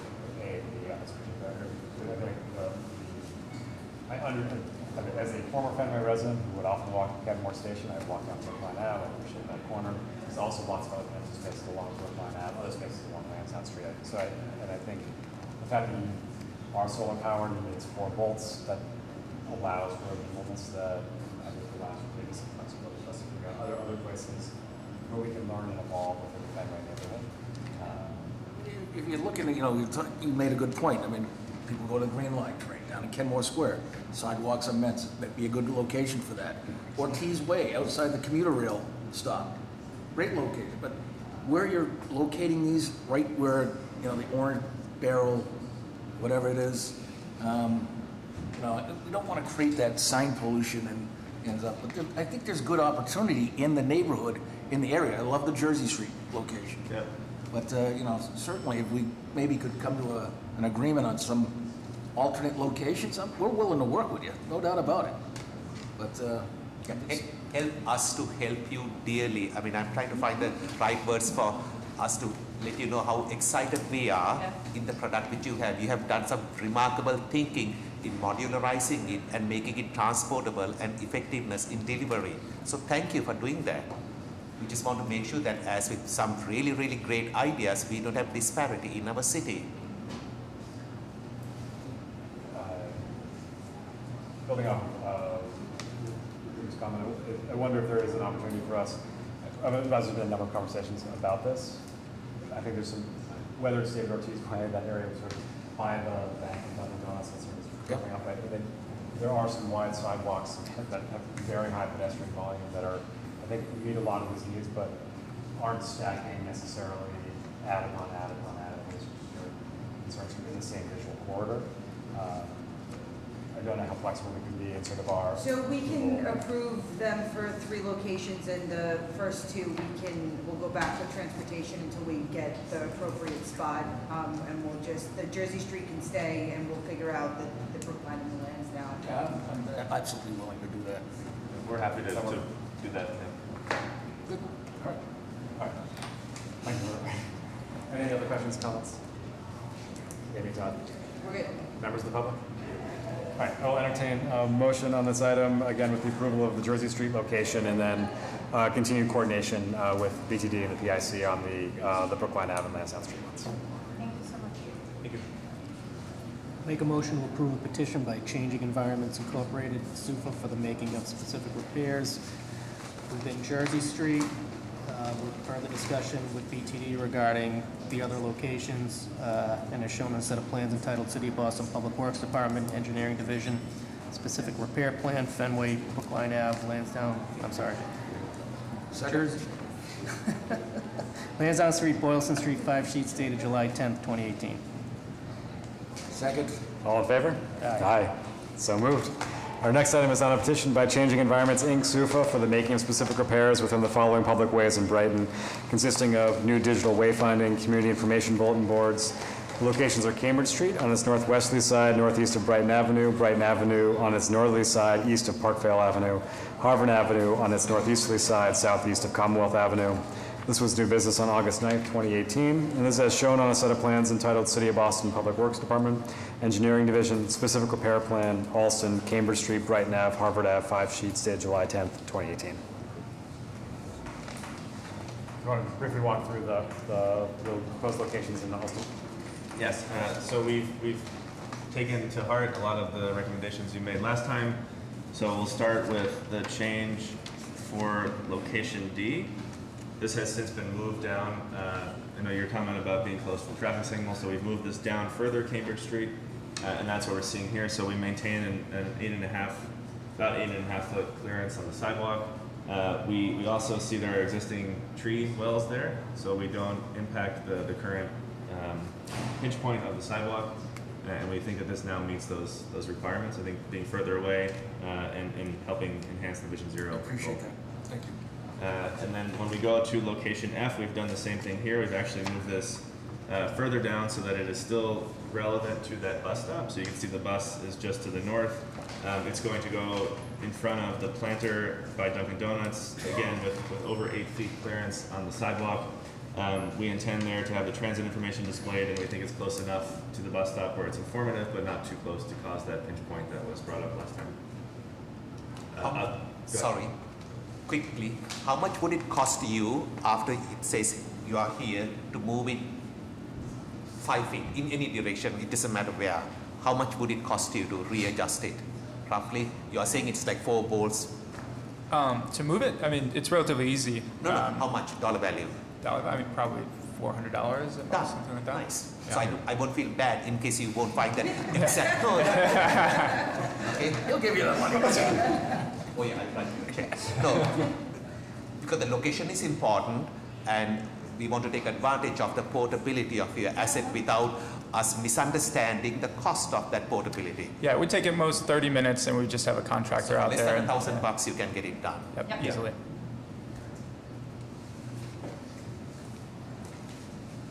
Other questions or comments on this particular proposal? Amir Todd?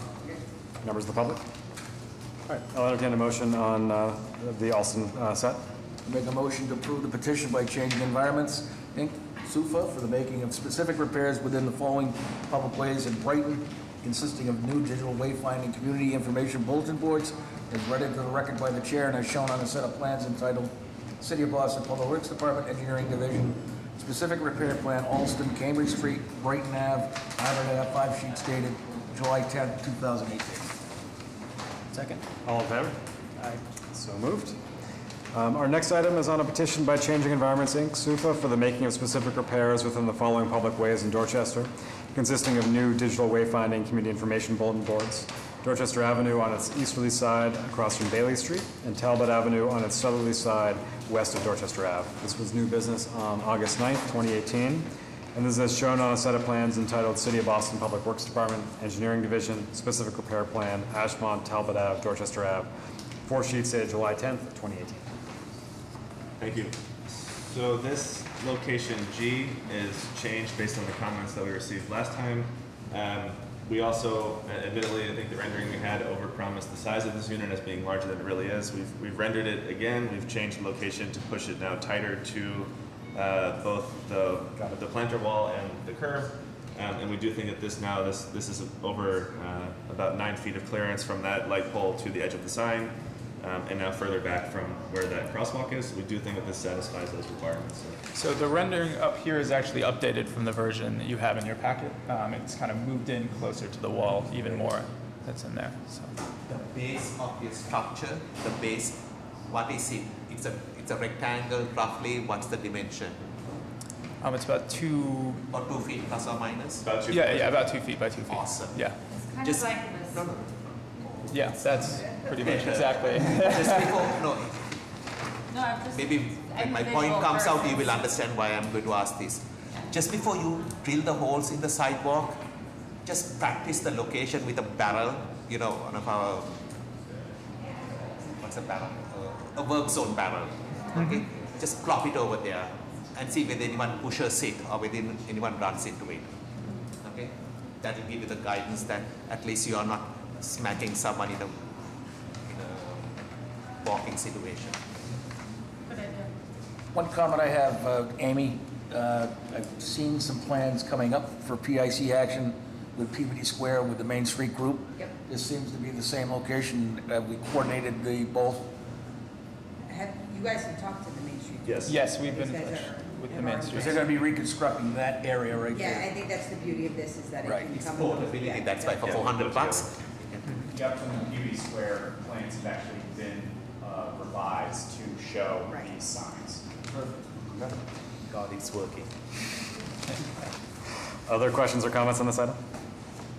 Maybe your Todd, We're- members of the public? All right, I'll entertain a motion. Make a motion to approve a petition by Changing Environments, Inc., SUFA, for the making of specific repairs within the following public ways in Dorchester, as written to the record by the chair and is shown on a set of plans entitled City of Boston Public Works Department, Engineering Division, Specific Repair Plan, Ashmont, Talbot Ave, Dorchester Ave, 4 sheets dated July 10th, 2018. Second. All in favor? Aye. So moved. Thank you, guys. Thank you very much. Thank you. Moving on to new business, our first item is 105 First Avenue, 9th Street, 13th Street, Charlestown, specific repairs, projection license on a set of joint petitions by CVPA, Chain Forge LLC, and the Boston Planning and Development Agency.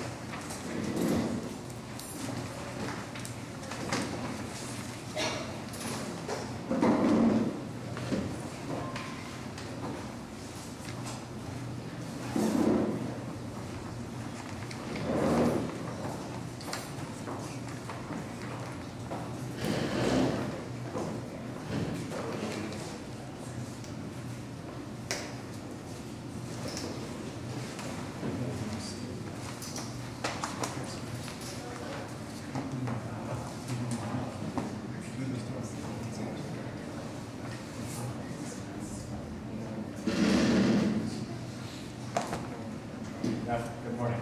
Good morning. Morning. Yes, exactly. Just had to check. Still morning. Yeah, exactly. If you can just give us a quick overview of the project, and then we'll dive into the specific repair and projection license. Sure. Yvette Tatro, CV Properties. I'm joined with Steve Eustace, also from CV Properties, Ben Wilson, architect from BH+A, Fred Keeler, and Guy Busa behind him. We are here to discuss the Chain Forge Hotel project, the specific repair plan, and the canopy license plan. The Chain Forge building is an existing building in Charlestown, former chain forging facility. So we are converting that into a 216-room hotel with some meeting space and a restaurant in the head house area.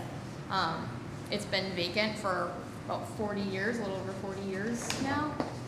So we are changing it into a hotel. There's going to be a historic exhibit incorporated there. Some of the old equipment that NPS owns is going to be refurbished and on display there for the public. So that's the project. In Ben Wilson, I think the general, in terms of the public improvements, the site is very tight. The building comes to the property line for the most part, with the exception of 9th Street, and the streetscape is being essentially refurbished around the perimeter of the building. The landscaping is, because of the tightness of the site and the condition of the existing trees, the trees are being removed and then replaced, and the numbers we've indicated for removal and replacement, we're increasing the number of trees. I think just in general, the overall project, we're essentially restoring and recladding the entire building, and on the 2nd Avenue side of the building, restructuring, reconstructing the backside to house most of the hotel rooms. The left-hand portion of the building is the powerhouse. Called Powerhouse. It includes ballrooms, restaurant and bar area, and the hotel is primarily on the long right-hand side of the building. That's a very quick summary, I'm sure. Thank you so much. Beautiful building. You're refurbishing of that building. Are you encroaching at all, other than the license, into the city space? The sidewalk? No. No, we're Great. reconstructing the building within its envelope, except for on the 2nd Ave side. There's one additional story going on the top, but it's not But extending. it's not encroaching this. So the 10-foot sidewalk will remain as a 10-foot concrete sidewalks for the project? The tree bits we're creating are 2.5 by 5. No, I believe they were 2 by 10. 2 by 10. The tree wall size? The tree wells, yeah, the 2 foot 6 inches by 10 feet. By 10 feet, yeah. 2 foot 6 by 10 feet. So to ensure its survivability, and Parks may or may not give a comment, you may want to put a linear tree pit because that's kind of skinny. Because the root bulb itself that needs to go there is going to be hampered. So the caliper of a tree, I'm speaking like a landscape architect, is frightening. Okay, so. Is this in structural soil? Yes. Yes. Okay. So that So will give them the enhancement. It meets our 24 square foot minimum. Yeah. Okay. And along with that, there's the infiltration trench is adjacent to the structural. So you'll get bought into the system. So how does the tree spacing work out with the existing parking, or what's going to be proposed with the parking? Can you open the door, or is it going to be blocked by the tree? Well, it'll be similar to existing conditions or existing trees now, and these. As your traffic guy looked at it? Mr. Busa? No, Harrison Hudson, we have not looked at that. I believe we're only repositioning. You're my favorite presenter, by the way. We're repositioning. Gonna say something. We're repositioning one tree along Yeah. 9. So, what kind of plan? First half, they So all all the trees on First and 13th are existing. The tree we're repositioning is up here on 9th. We're providing a 20-foot curb cut for a loading and receiving zone in the back area here. And to do that, we're repositioning a tree that's in this spot. And what design vehicle can access that? It's a single unit, 36-foot box car. And in doing that, we're actually redoing this whole crossing here on Second, the pedestrian crossing, as well as the pedestrian crossing down here at 13. Right now, Second Ave, that section of Second Ave is closed via construction fence, right? So we're opening that up to public pedestrian traffic, and that's the reason for the change in curb cut there, is to keep trucks and deliveries out of the pedestrian way. So one of the questions on First Ave, is a section of that street, is that deeded parking that's on that street?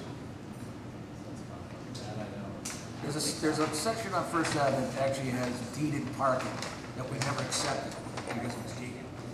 So I don't know, maybe it's the other block, I'm not sure. Out here is resident permit. Yes.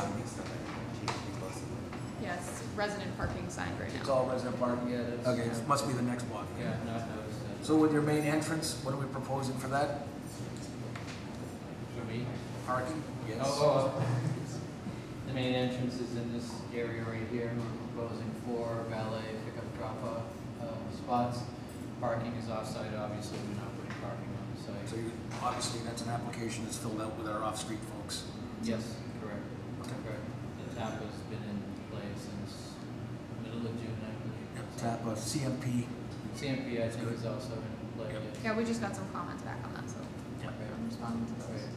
Bill Conroy has a TAPA in place. Designated. Very good. Sidewalk widths, a little bit of homework or clarification. First Avenue, you're showing it as a variable width. Normally these streets were laid out as 60 footers. Okay, these are very old streets. What has happened over the years is buildings may not have been put exactly where they're supposed to be. All right, so you have a 10-foot sidewalk on one side, you have a 40-foot and a 10. Normally that's how 10 plus 4 plus 1 equals 6. So your sidewalk width on the building side seems to be a little bit sketchy. So who is here from Feldman? Okay, so are you sir from Feldman? It's variable width, it's a 6-foot minimum. Right, so you may want to check to see whether there's any encroachment from the building side. Okay, just check it. You all have been serving our Fair City for decades, so you have really good information. Because the sidewalk width on the building side, where you are putting new trees, is going to get even narrower. Not narrower because there are existing trees, and I'm not sure whether the resulting sidewalk width. It seems like it's 5 at least. We have 5 feet between the tree pit and the building face. And Yes. this one, right? Minimum 5 So feet. just come back to us you affirming that the survey information is consistent with how the street was laid out? Okay, because I don't want this conversation to go where you have to take your building back. That's not what we are doing. No. Okay, but sometimes we just need to be mindful of that sidewalk because we have these challenges throughout that part of the city, including Charleston. But like Sarah, you need to be comfortable with whatever is those pinch points. Sorry. Sarah Leong, Disabilities Commission. We did make a comment during the agency comment period about the narrow sidewalks. The project team did mention that the parking would not allow for a wider sidewalk in those areas, and we accepted the dimensions that were proposed.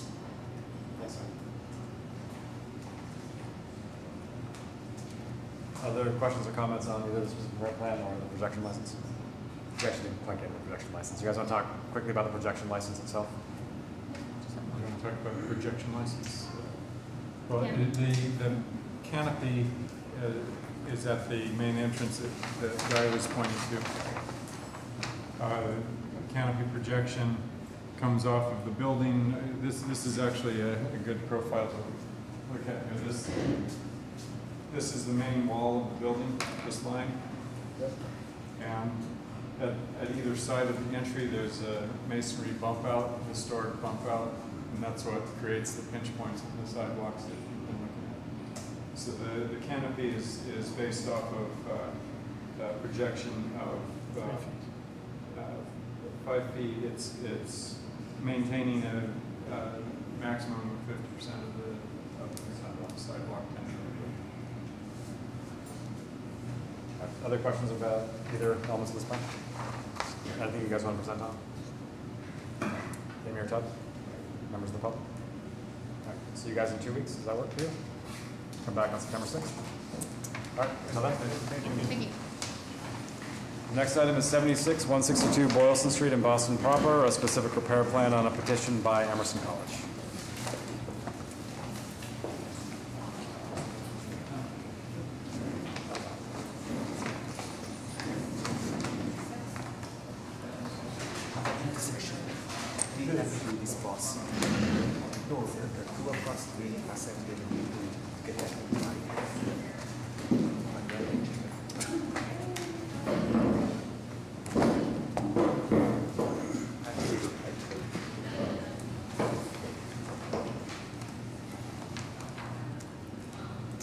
Good morning.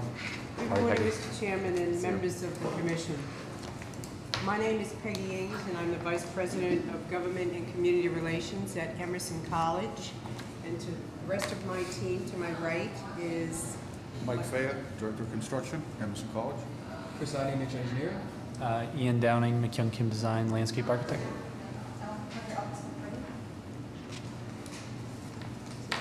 It's really a pleasure to come before you today because Emerson College has been working for probably, I think it's about a year now, on a project to widen the sidewalk from the corner of Boylston and Tremont Street. That would be at 80 Boylston Street, all the way down to what there's a sign that says Carver Street, but I know many people call it Edgar Allan Poe Way. So, you put a statue there. Oh, is it? Yes, Edgar Allan Poe statue is there. Oh, the statue, yes. Yes. Oh, Don't yes. forget. It's great. It's actually great. It's very popular too. Yes. And down to Edgar Allan Poe Way.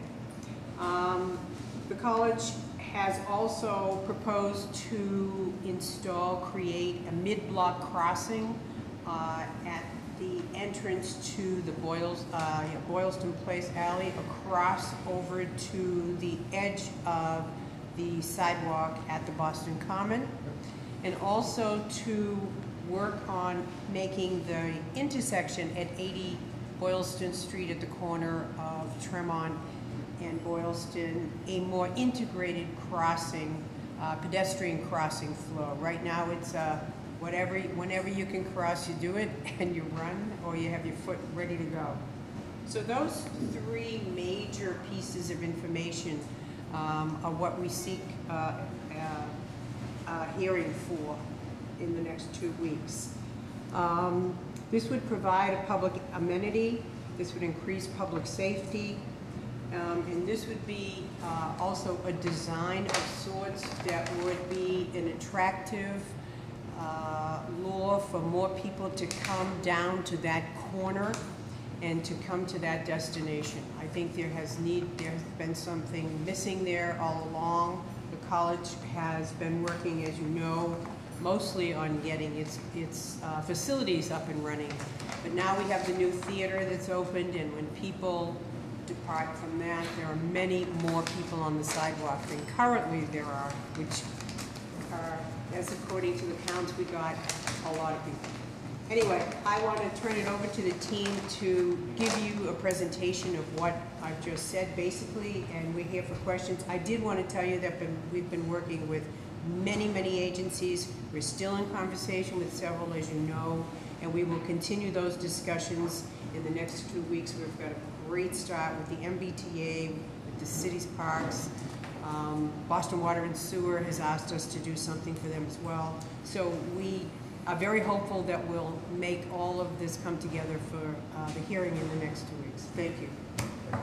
So effectively, what we're shooting to do is essentially expand the pedestrian zone and provide a more enhanced pedestrian area, effectively doubling what's currently there. We're looking to provide a cast-in-place walkway along the buildings with an enhanced furnishing zone between the curb line and that cast-in-place sidewalk.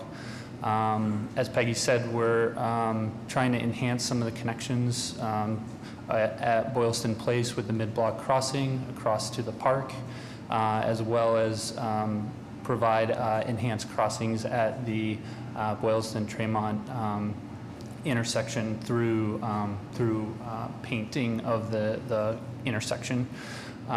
Within the furnishing zone, we're looking to provide a mixture of planters and benches and seating to provide opportunities for people to experience that portion of the sidewalk, while providing a generous pedestrian zone for people walking throughout the area.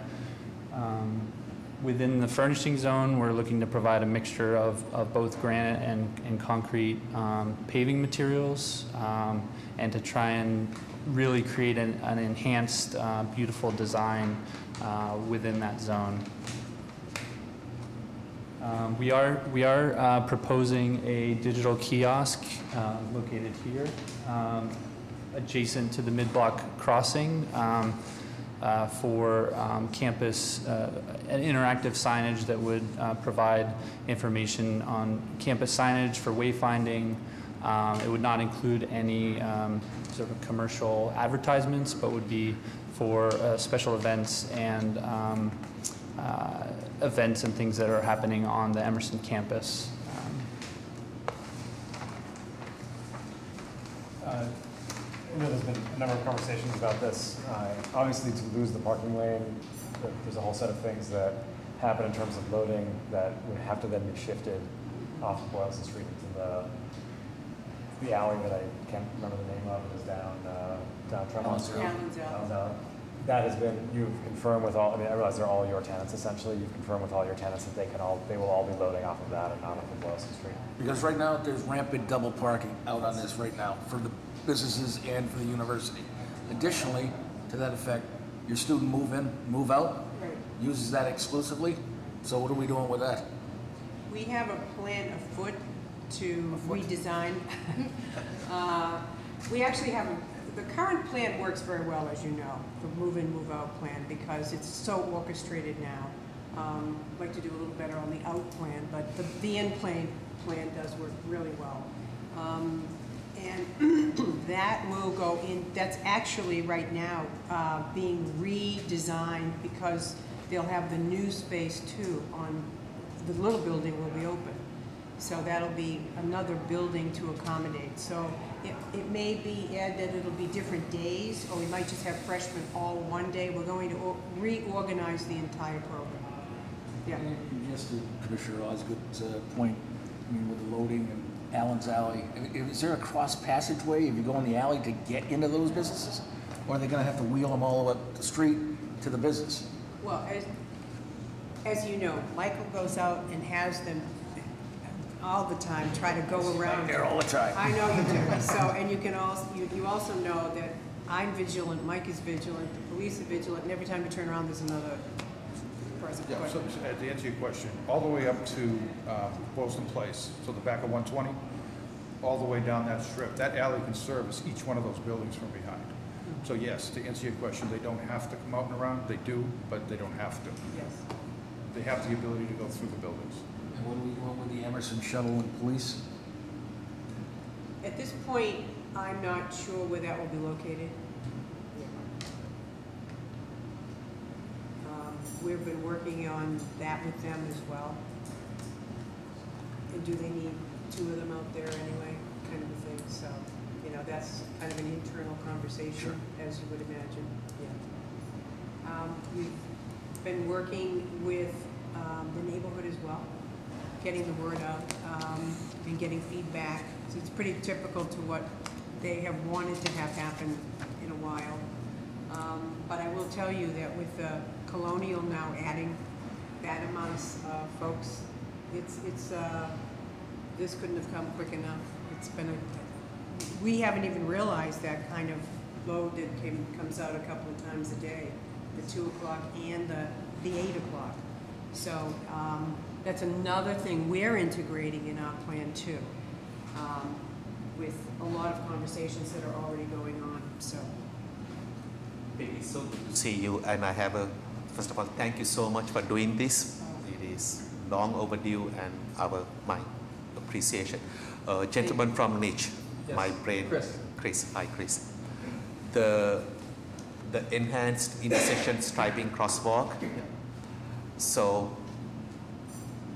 the traffic signal that is controlling that crosswalk, is that being upgraded so that you can have a pedestrian scrambler? The way it looks right now, people are going to walk diagonally. Right. Okay, I mean, that's a given, whether your clients do that today, yes, and they will continue to do that. Mm-hmm. All right, so with all these enhancements, my question is, first of all, can the stoplight over there handle a pedestrian scrambler? Question. 2, hopefully yes. 3, if so, the pedestrian lights need to match, in addition to the 90 degrees. I'm not sure what it is. This question I don't know the answer. Okay, whether you can supplement another pedestrian head to show the diagonal crossing. Other countries are doing this. I just don't want us to be at the back end of all the stuff. So when you look at that pedestrian walkway, okay, can you position the light so that someone who wants to shoot right diagonally, whether that walk light can be seen?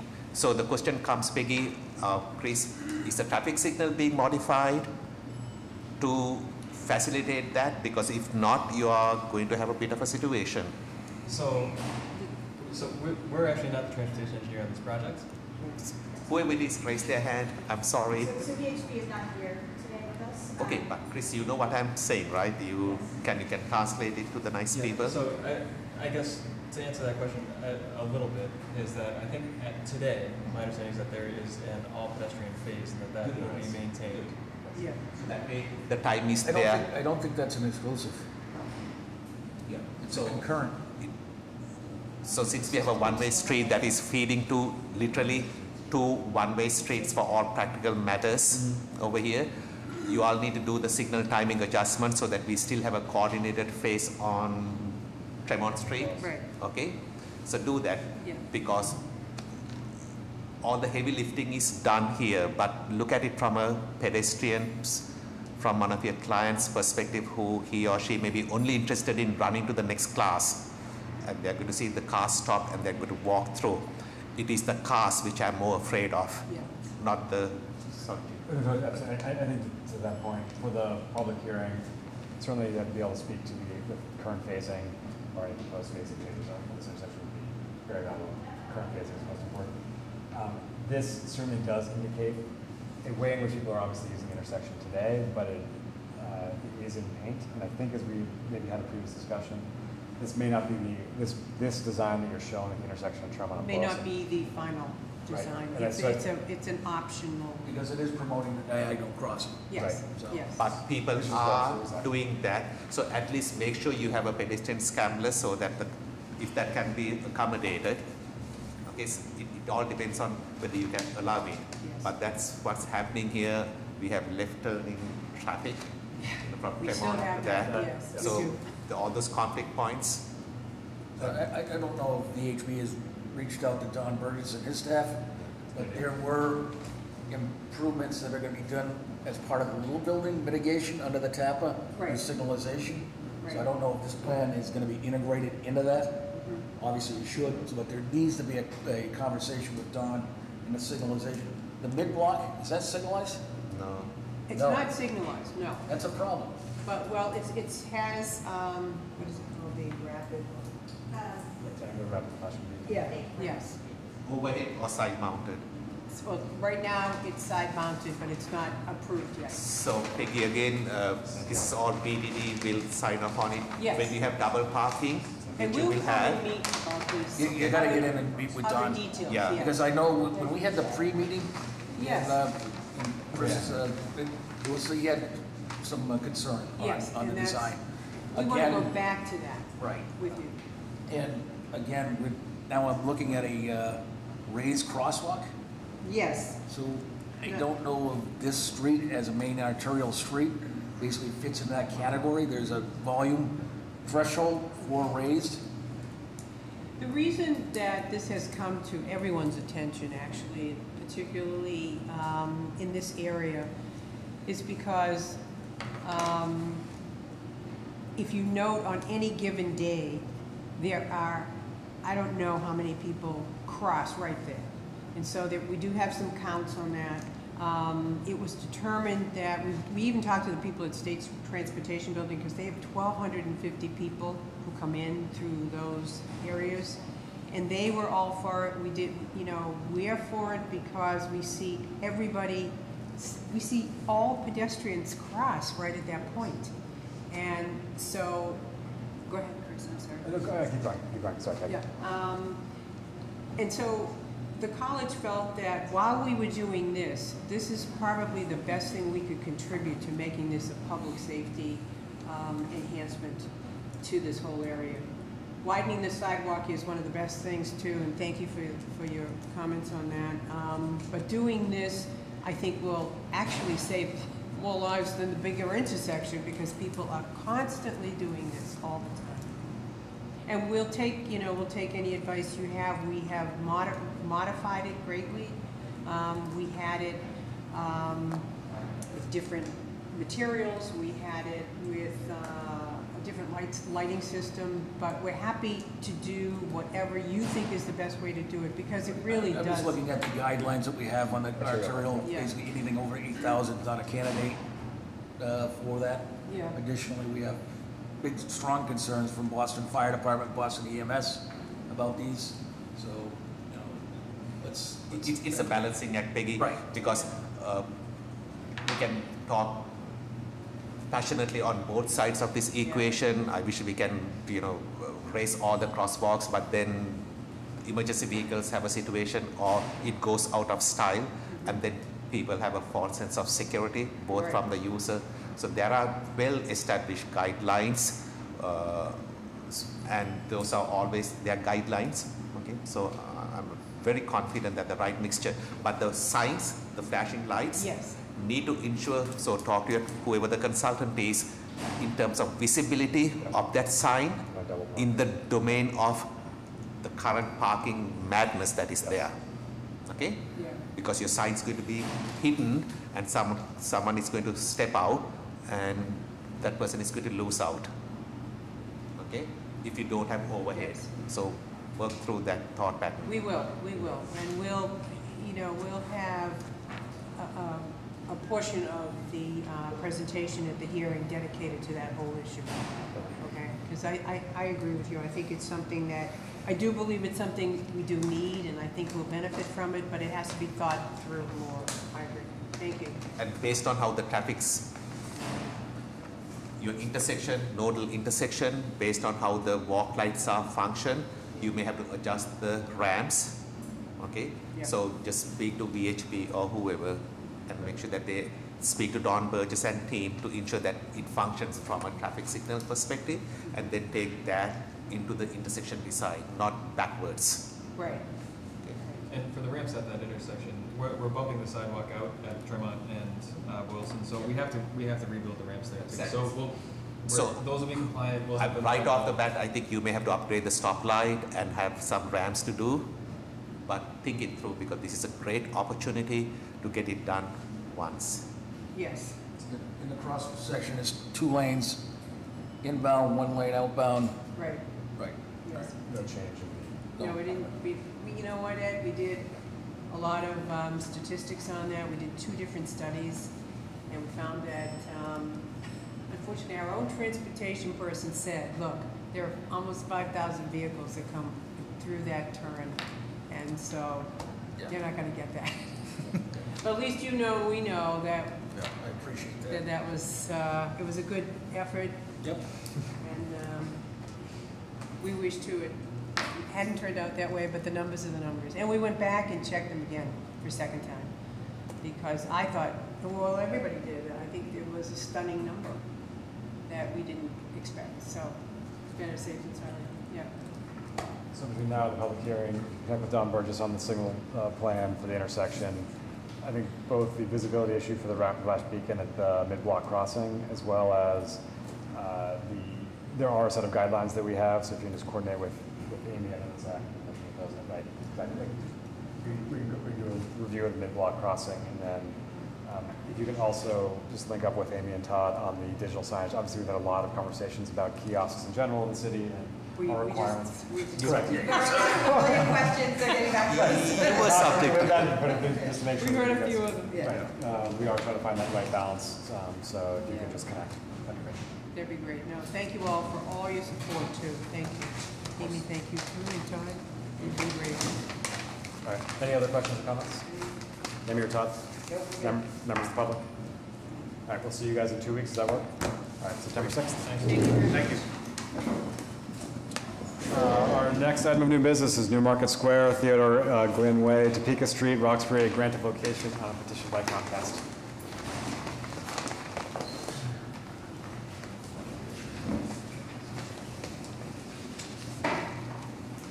Good afternoon, Tim Corthell, Utility Coordinator, Comcast.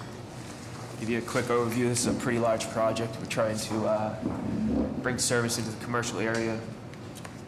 It's about 3,200, give or take, feet in the public way, and about 4,500 feet overall, with installation of 12 Let me manholes. interrupt you. Amy, did we pave these streets recently? Okay, so do you know the vintage? Sometimes, do you know the vintage of some of the pavement of these streets? So Mass Ave, Newmarket Square, I have a feeling that we paved One this of them stuff. just came off the... Right, and you're not going to touch it. You're not going to cut it. If you cut it, you will pave it from end to end. It just came off. One of them just came off just recently.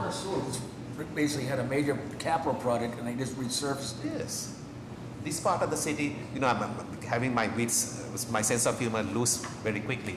Dorchester Ave, there are some corridors, Amy, where we are continuously fighting this nonsense of paving and getting cut.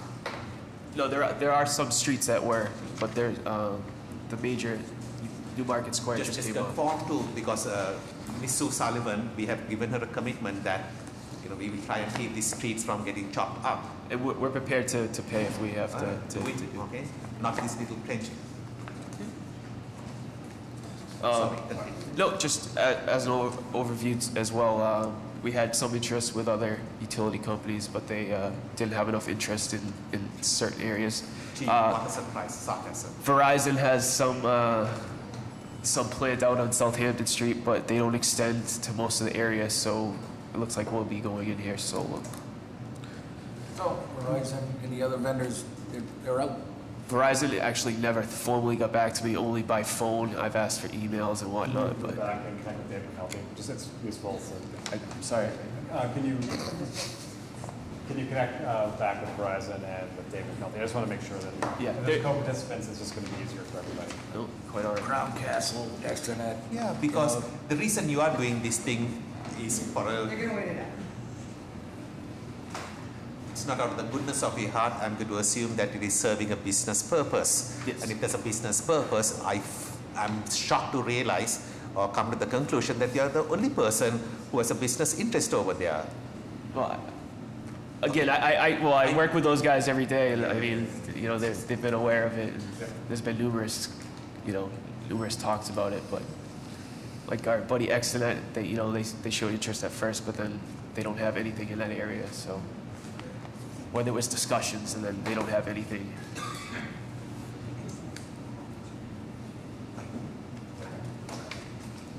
Do you want to walk us through the four plans quickly?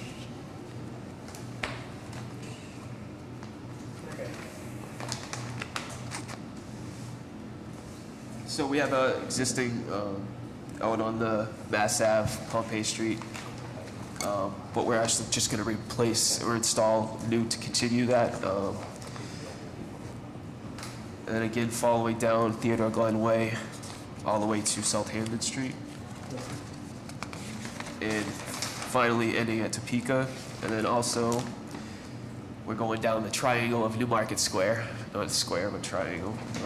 Continuing in just a few properties ending at 225 Southampton Street. Boston Water and Sewer asked us just to limit the amount of crosses of their mains and whatnot, which we made corrections to the plans. And then we also, instead of just extending that on the first page, we did it along the whole project. Other questions or comments on this one? Maybe or Todd? Members of the public? If you're back in 2 weeks, does that work for you? Yeah. Great. And if you could just, again. I'll get with it. Thank you. Maybe we'll set up like a meeting here at City Hall just to be sure. I appreciate it. Okay. Thank you. Awesome. Thank you.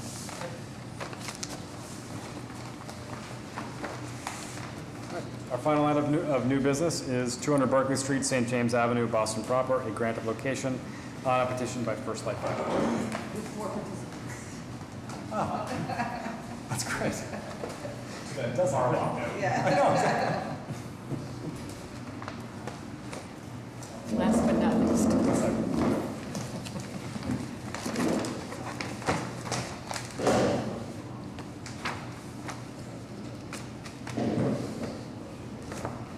Shall we start? Please. I'm Shelley Cullen with Axis Engineering Group, and we're representing First Light Fiber, and this is Donnie, and your Pelletier from First Light Fiber, and John Barry from Axis, and Jay Watson from Phoenix. So basically what we're doing is petitioning the commission for a grant of location as lead company. So we did do the mailing to all of the potential participants, and we actually got 3 responses of companies who want to join in the dig. So we coordinated with them, and because there was so much interest, we agreed to put in a second city shadow in this area. So there's about 250 feet on Berkeley, and then we turned down St. James for another 250 feet. So why don't you give us a background? Why is this project's occurring? What's the objective? Well, the objective is First Light has a customer. First of all, I don't even know who First Light is. First Light actually acquired 186 Communications, so that's who. So they have that network in the city, and we're actually have submitted everything to Mike Lynch over at Broadband and Cable to get certified in the city. So we should be all set with that. We've answered some questions for him. And we're also, I've been working with Chung Lu to do the lead company agreement.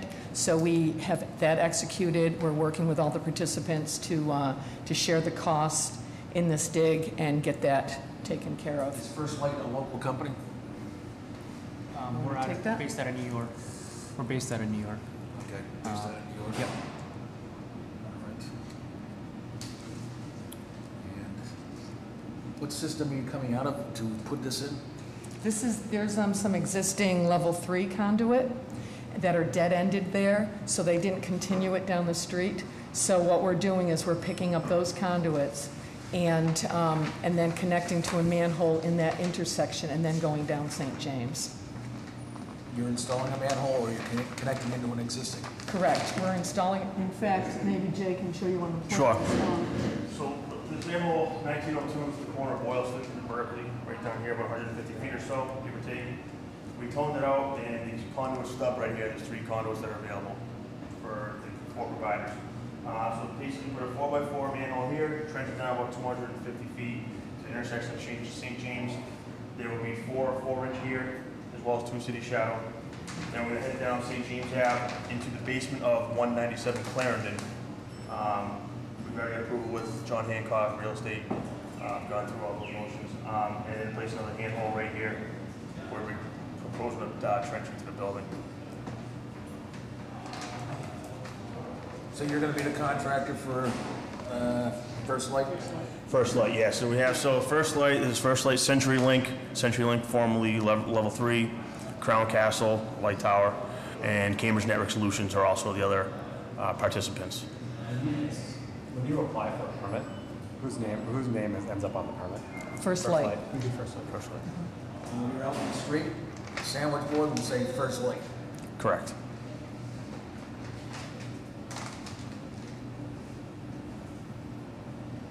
Other questions or comments? I'm your Todd. Members of the public. All right. 2 weeks enough time to come back? 2 weeks, perfect. See you on September 6th. Excellent. Thank you. I will entertain a motion to adjourn. The motion to adjourn? All in favor? Aye.